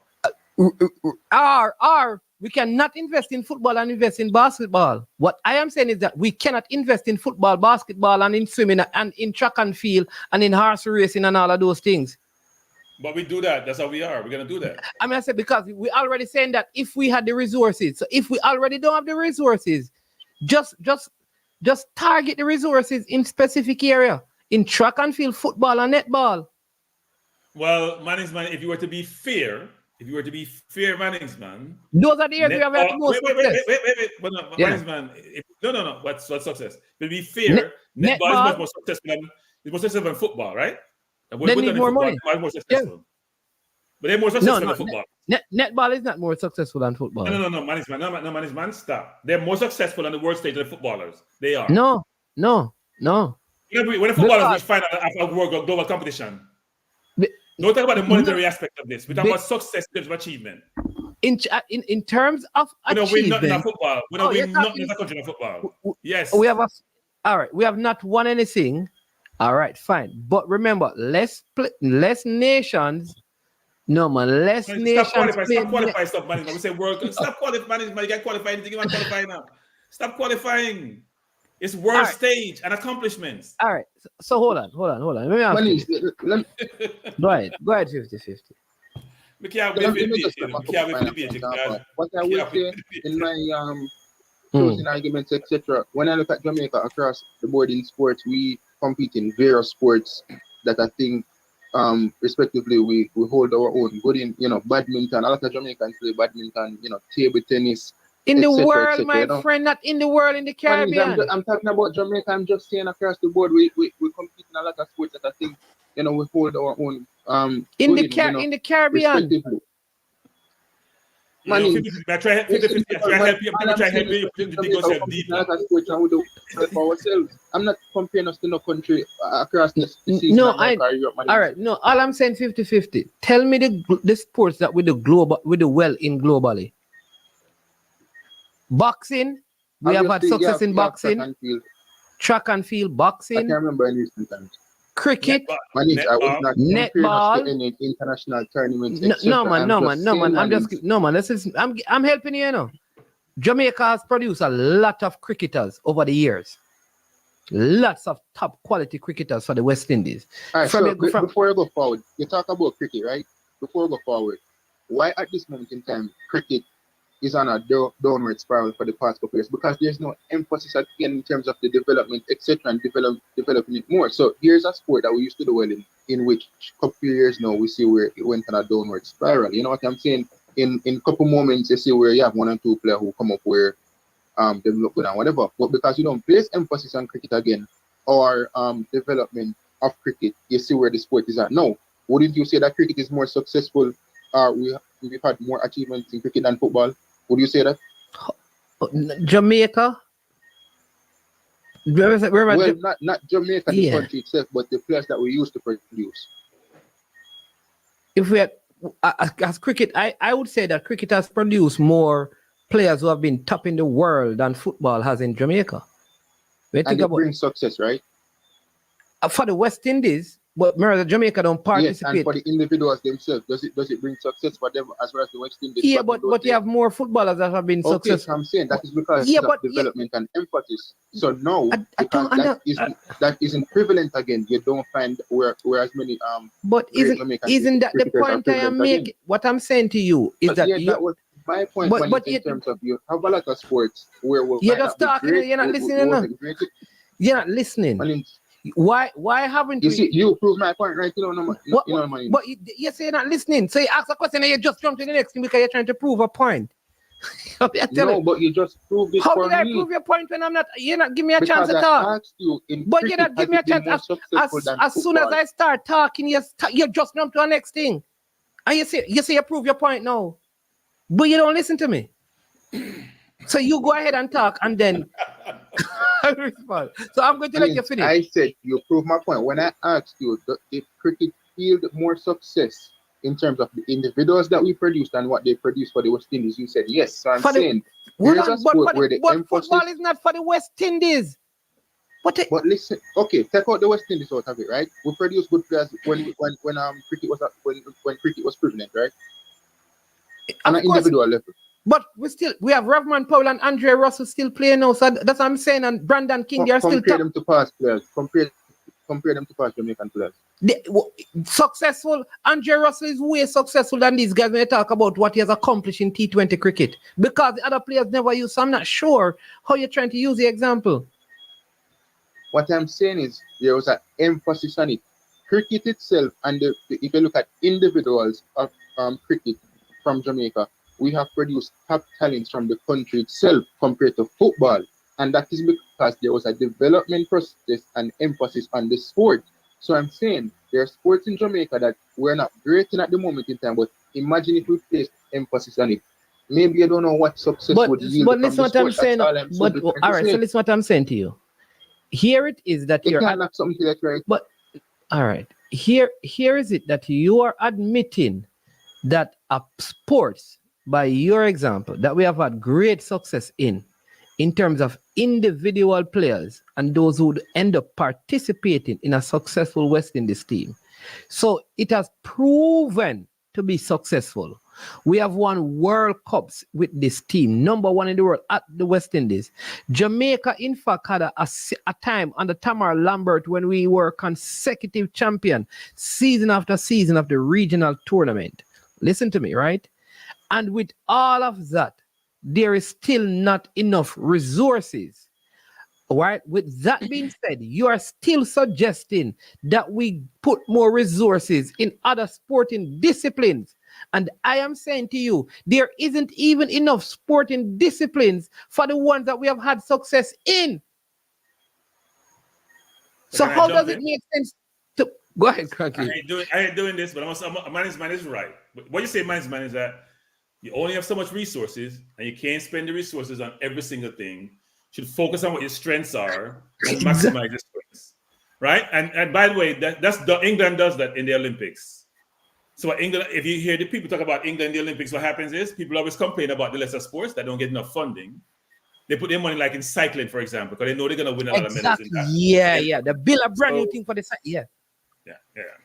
So you're right. You can't support every single sport, but you shouldn't preclude someone from doing it if they want to do it. They may not get enough funding, but you shouldn't preclude them from doing it. So Exactly. And maybe what you can do is say, okay, you know what? Whoa. Cricket is losing momentum. Maybe some of the resources would channel in there. Could we look at putting more in track and field? Right? Because track and field has been lacking in resources. You can do that. But some of the things is that people just going to have to do. Like I think it would be foolhardy to say that we're going to build a lot of things for boxing in Jamaica right now. I would say, like, why don't you do like what you guys are saying? Let's build some facilities where we can work on hurdling. I would say that in a lot of places in Jamaica don't have hurdles. And I'm saying, why would I go and invest in long distance when we have been making grounds in hurdling with limited amount of resources? But here's the thing, man, I'm going to tell you there. You don't need a lot of investment in long distance, do you? Right? It's a little bit different. You don't have to buy any equipment for long. You just run, man. You just run. You just need some shoes. To buy some spikes. Whatever you need. And money. Yeah. Listen, you make a good point. However, I'm not saying tomorrow must pour all resources across the board in all sports. I'm just saying it's a plan that we have to set in place for the future. And as Jamaicans, I feel like a lot of times we tend to find excuses and we find money for the most foolish stuff and say, oh, we don't have money for this, when sometimes the money is there and we just don't care about certain stuff. Simple as that. Jamaicans can tend to be like that. Also, United play tomorrow. You do? Squad due to injuries. You do? Hopefully. Hold on. What kind of match? FA Cup. Okay. So I don't really follow those competitions anymore. Don't worry, Arteta coming to coach your team. Arteta coming to coach your team. But Ferdinand says the drop out of the FA Cup. Yes, we drop out of the Champions League. Pertaining to the Arteta thing, sometimes some of you guys underestimate the pulling power of United. Not saying he would come to United, however, big club same way. And Manny, let me just address Mr. United. Hold on. I don't know Hold on. Before I get Mr. United has with me. No, hold on. You see, you always say things and then what? All right. So let me ask you to the next subject. So do you believe that Manchester United right now has a big pulling power?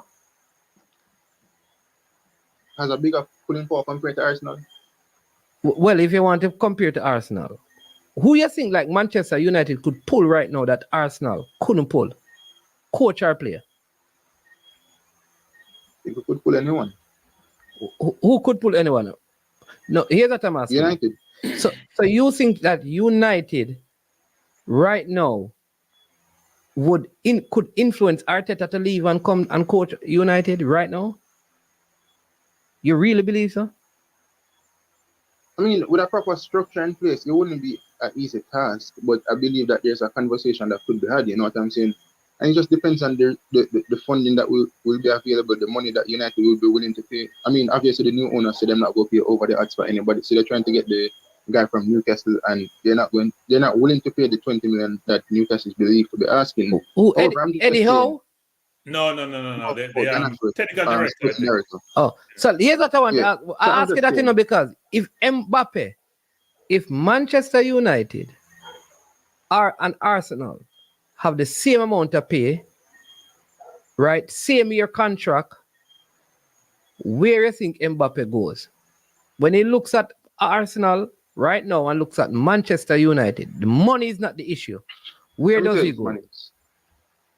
Before I answer that, I don't know why people try to say I'm not right at 100%. People need to just respect people's opinion and maybe listen to people's words and have a bit more sense. Not many people know the meaning of words. Anyways, pertaining to that money, sometimes I feel like I underestimate United. If you look at the big three clubs in world football, respectively, especially history, etc., it's Barcelona, United, and Real Madrid. They can throw Bayern Munich in there if you want, because they have some big spending power as well. But if you look at the attractiveness of a club, we might not be doing well now enough. But if you talk about the image that you would want to associate yourself with if you were Kylian Mbappe, and the money that you would make from image rights, etc., and just that stardom and being at center stage of the world in terms of over the media, the press, everything, it is United. When United lose no money, we still talk about more than even if I said win a game. So I think that Mbappe, so the summer forward, and he never supposed to go Madrid. And United supposed to try to get it. 50-50. Let me just say this to you. You gotta stop living in the past. We're in the present. Ferguson left. Ferguson left. 50-50. You have to listen. You have to listen. You have to listen. Hey. 50-50. You've been talking. Cranky, I'm telling you, you have to listen in, man. Just let him talk. Come on, man. Go ahead, Cranky. Talking. 50-50. Let me just say this. United are big. They generate a lot of revenues. They're a commercial juggernaut. They have a lot of fans. They have great history. So keep on holding on to that history, because you are nowhere close to being a top team anytime soon. You've spent more money than any other Premier League player over the last number of years. You have nothing to show for it. Nothing to show for it. And yes, you've brought in a very sane person to help run your organization, and hopefully it will help United to come back, because I want United to do well, because I want to beat them when they're doing well. I don't want to beat them when they're down. But going forward, it's going to take a while to be where you need to be. The floor is yours. Let me tell you, I just feel like you guys underestimate the pulling power that United has. This is the same United that pulled Pogba when we weren't in the Champions League. The same United that get Jose Mourinho. Listen, remember we had conversations with Jurgen Klopp and Pep Guardiola a couple years ago, before they went to their respective clubs. And it's just that what they said at the end of the meeting was that we didn't have a structure in place, so they didn't believe it was the right fit. So these are people that were interested in the job that we spoke with. So it's not like saying United. Hey, listen. Hey, listen. Let me can I please take this? You're the one who pulled. You pull Van Gaal. Wait. You pull coaches on the last deathbed. You pull Van Gaal. You pull Marino. You go get a former player to come in because you know what? You couldn't find anybody as good. You go get Ten Hag and he's still struggling. You've been since Ferguson left. You pull coaches on the deathbed.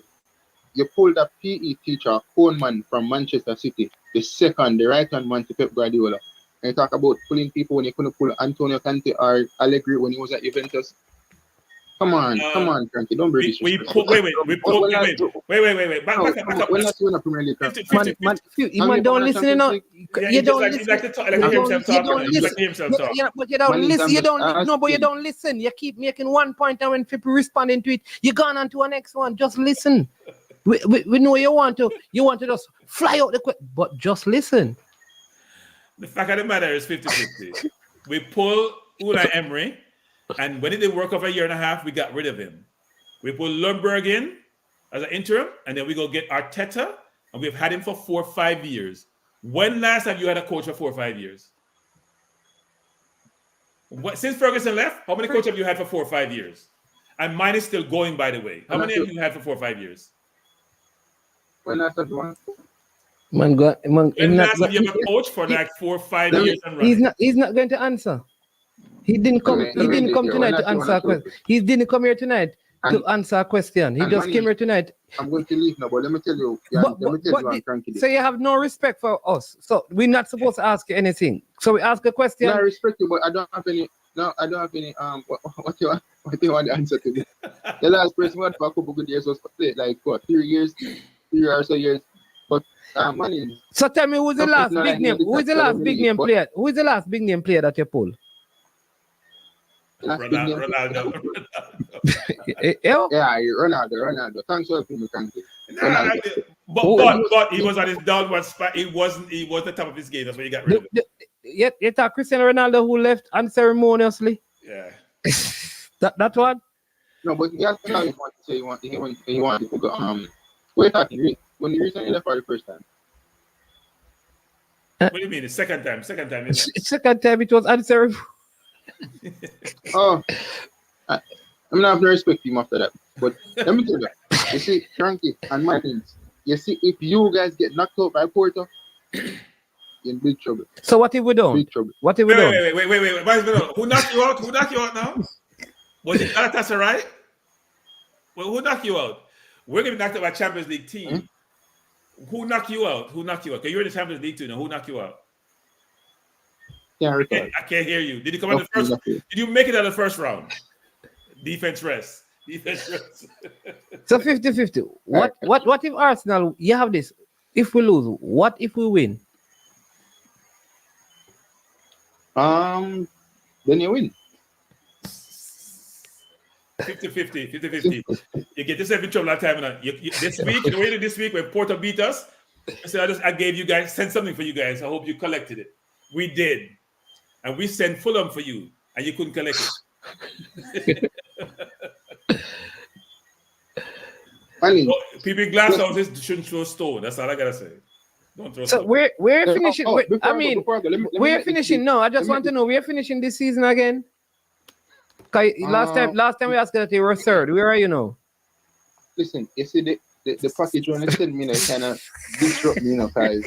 If we didn't win, would I go? If you didn't win, what kind of thing? If we didn't win, would I go like 5 points behind and would have been level point with Spurs. Unfortunately, when they send me a package right, and everything can return this one because it just mashed me up, So where you think you're finishing this season? 6. Okay. And let me tell you this, big statement about to make this. You can clip this, whatever the case is. United will win a Premier League title before Arsenal. Okay. Right. You're muted, Cranky.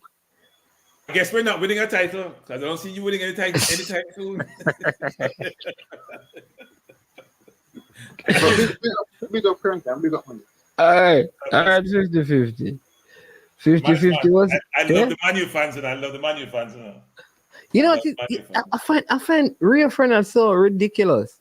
I know. He's like 50-50, living in the past, man. They're no longer the pull they used to be. They have to overpay Casemiro to get him.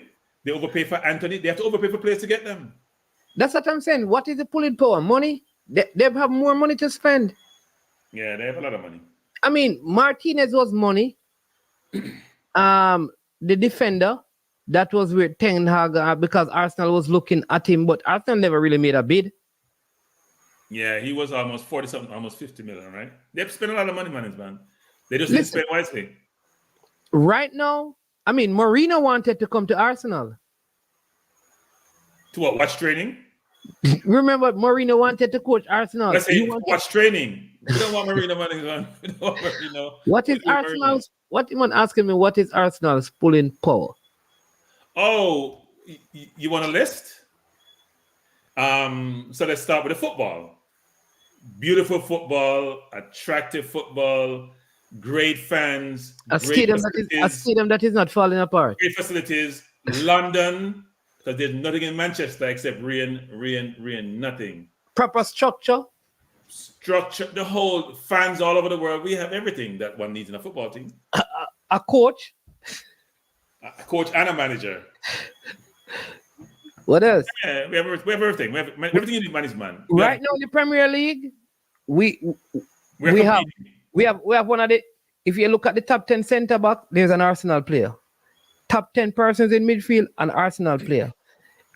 Going forward, an Arsenal player. In goal, an Arsenal player. In every single position in the league, we have a player in the top 10. I think we're in the top 3 across all the leagues in terms of the value of our team.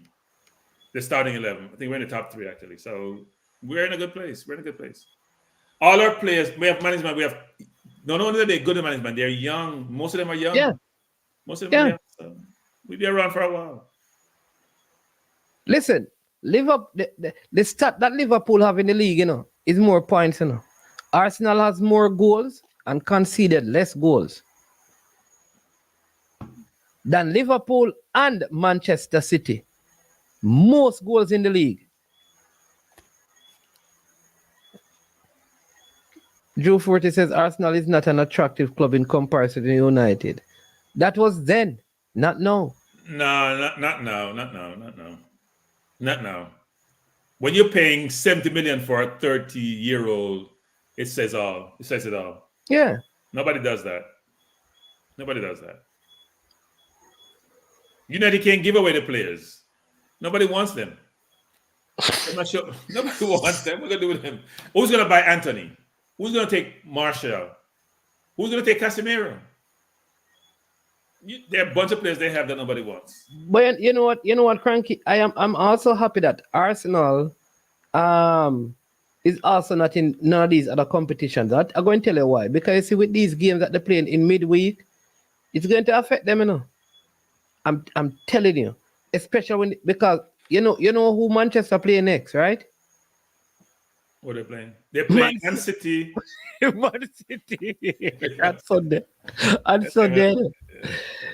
With Haaland back in form and De Bruyne back in form, doesn't look good for Man U. Right? So just letting you know that Manchester United traveled to the Etihad to play. After that, who they have? Everton. So that could be 2 losses on the bounce for them, So because Everton, right? So be very careful. We have Sheffield to play. All right? Yeah, we play on Monday. Yeah. And then we play who after that? We play Burnley. Brentford. Brentford, and then we have a break and then we play Man City, right? Or is it? Yeah, I think so. Yeah, so we go and then you have international break. Yeah, and then Man City after that thing. No, we have Chelsea on the 16th and then we go on break.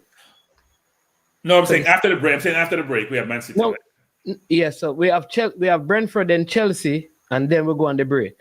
Right, and right after that we have Man City, I think. Right. Which is not good. We don't want to come up from break, we always get people into it. Well, you know what I think is by that time all the players will be there. Well, you hope so, because injuries, man. Okay, if Partey play 2 games, he's not gonna play. He's gonna start anyway, so he should be okay. He should be back this weekend.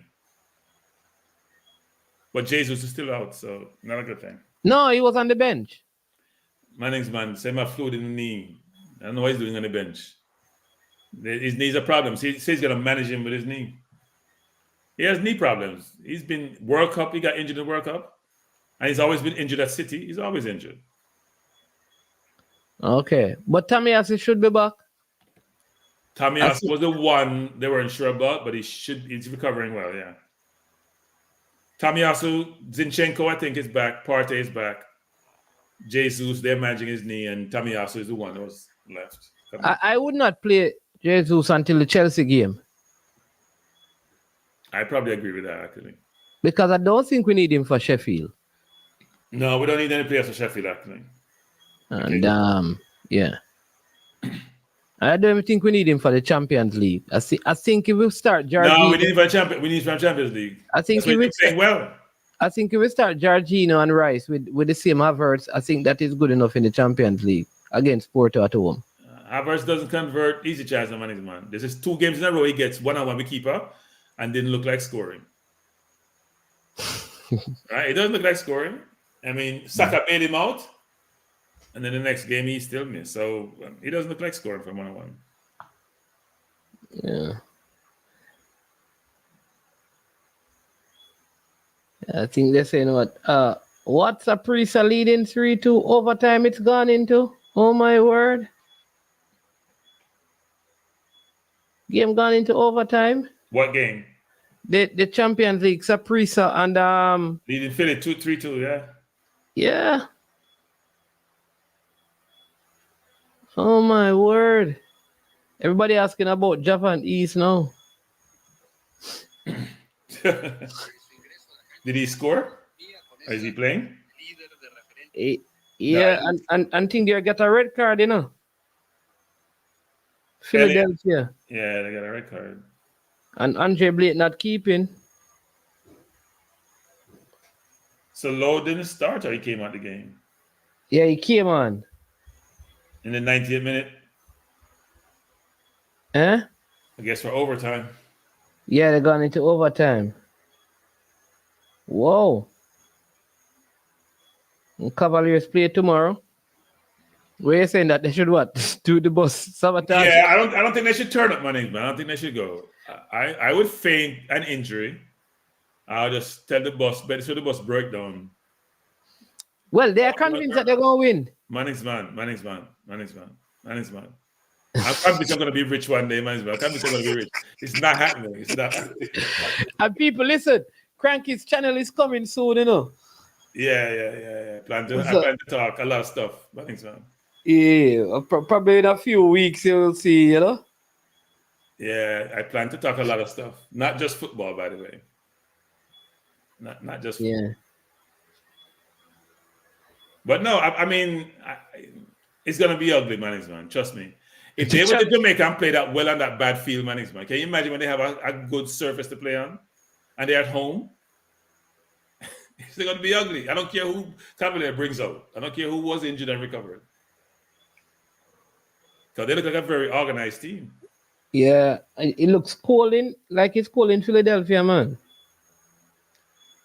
It wasn't that cold. I mean, 40s isn't cold in the mines, man. If you get 20s Yeah. and 10s, 40, and if you have no wind chill, but Philly can get cold sometimes. What time is it? 10:20. But man, I'm gonna run to my Yeah, man. I'm going to watch the additional time of this game. Hey, Cranky, respect. You understand? Yes. I don't know what you're doing Sunday and thing, you know, but Sunday and Friday. Cause the two but no, I'm driving down to Atlanta, you know. Oh yeah, I remember you said that, yeah. I'll be on the road. So maybe I'll call you and we'll talk when you have any issues. Because the time passed quickly. A long driving is about 13-hour drive. So then we have game on Friday, you know. I'm going to go to the game. What do you mean? Which team? The domestic players play in Trinidad. Where, in Jamaica? In Trinidad. Oh, so you're going to that game? Yeah. On Friday at 3. You mean Friday or Sunday? Friday? One game is Friday and one game is Sunday. Which Friday? This Friday coming? Yeah. Oh, okay. No, I'm leaving. No, I'm working Friday. But I'm leaving Saturday. Oh, why did I feel like Friday gone was your last day? No, this Friday. Oh. This Friday, yeah. So I got my Arsenal outfit from my company. Yeah? Yeah, and buy me an Arsenal sweatsuit and Arsenal scarf. Oh, and they buy this headset. They buy this headset too. Yeah? Yeah, that's why I'm using Nice. it. I normally have a wireless headset. They bought me this one. So. Nice. I thought we were going to do podcasts. They said they want to come on my channel. I'm thinking, hell no. So we'll see what happens.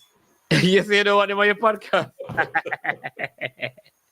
I have to maintain my reputation. You know, we're going to be heated on these forums. I can't afford to affect my reputation. They expect to see a corporate cranky, and there's not a corporate cranky that arises here. Not with these conversations. So I don't know what I'm going to tell them. But they're all pushing me. You got to set us our channel. I'm not sure about that. We'll see what happens. Yeah. All right, Cranky. Thanks as usual, man. And so we'll talk. Yeah. All right, people, listen. Big up yourselves. Blessing, man, is that person you can't get off the phone with no matter how many times they tell you. You have to go. Yeah, I'm actually going now. Mr. E, bless up yourself. Rob, Fresh God, Jason, and all the rest of you that were on tonight. All the persons who call in Cranky, 50-50. Unseen, Gunners Boss, you know, bless up to every single one of you. Tomorrow Jamaica plays, you know, we probably will be on doing a show, you understand me? So bless up yourself. I am management. This has been I Am Sure Sports. Have funeral games, all of those things, and have a couple of funerals coming up, you know. Oh, what a goal! Philadelphia has taken the lead. Philadelphia score. Whoa. Whoa. Big up on yourself, you know. Jason, big up yourself. Go, Jason, go there. Drew, big up yourself, you know. All the GSD man, them, big up on yourself, you know. Know on yourself, you know. You understand me? Click boss, big up yourself. All right. Yeah, man. Lolo, you don't know. Michael, yeah. Breaking news, General, bless up, you know. Yeah, man. All right. So take care, one and all, until we meet again. I am man. Mr. United, thanks for the super chats. Appreciate it. And maybe Gunners need to troll us some more so you can give some super chats. Miss Camille, happy birthday to you again. All right. Bye-bye. One and all. I am man. As usual, when it gets to this point of the show, we say we're over and we're out of here. Watch about dog, SK New Erdis, the body out there, Sniper King I represent for I Am Sure Sports. You get to me, I say, when you want the latest news and sports and updates and all of that, check out I Am Sure Sports. You know the thing was in.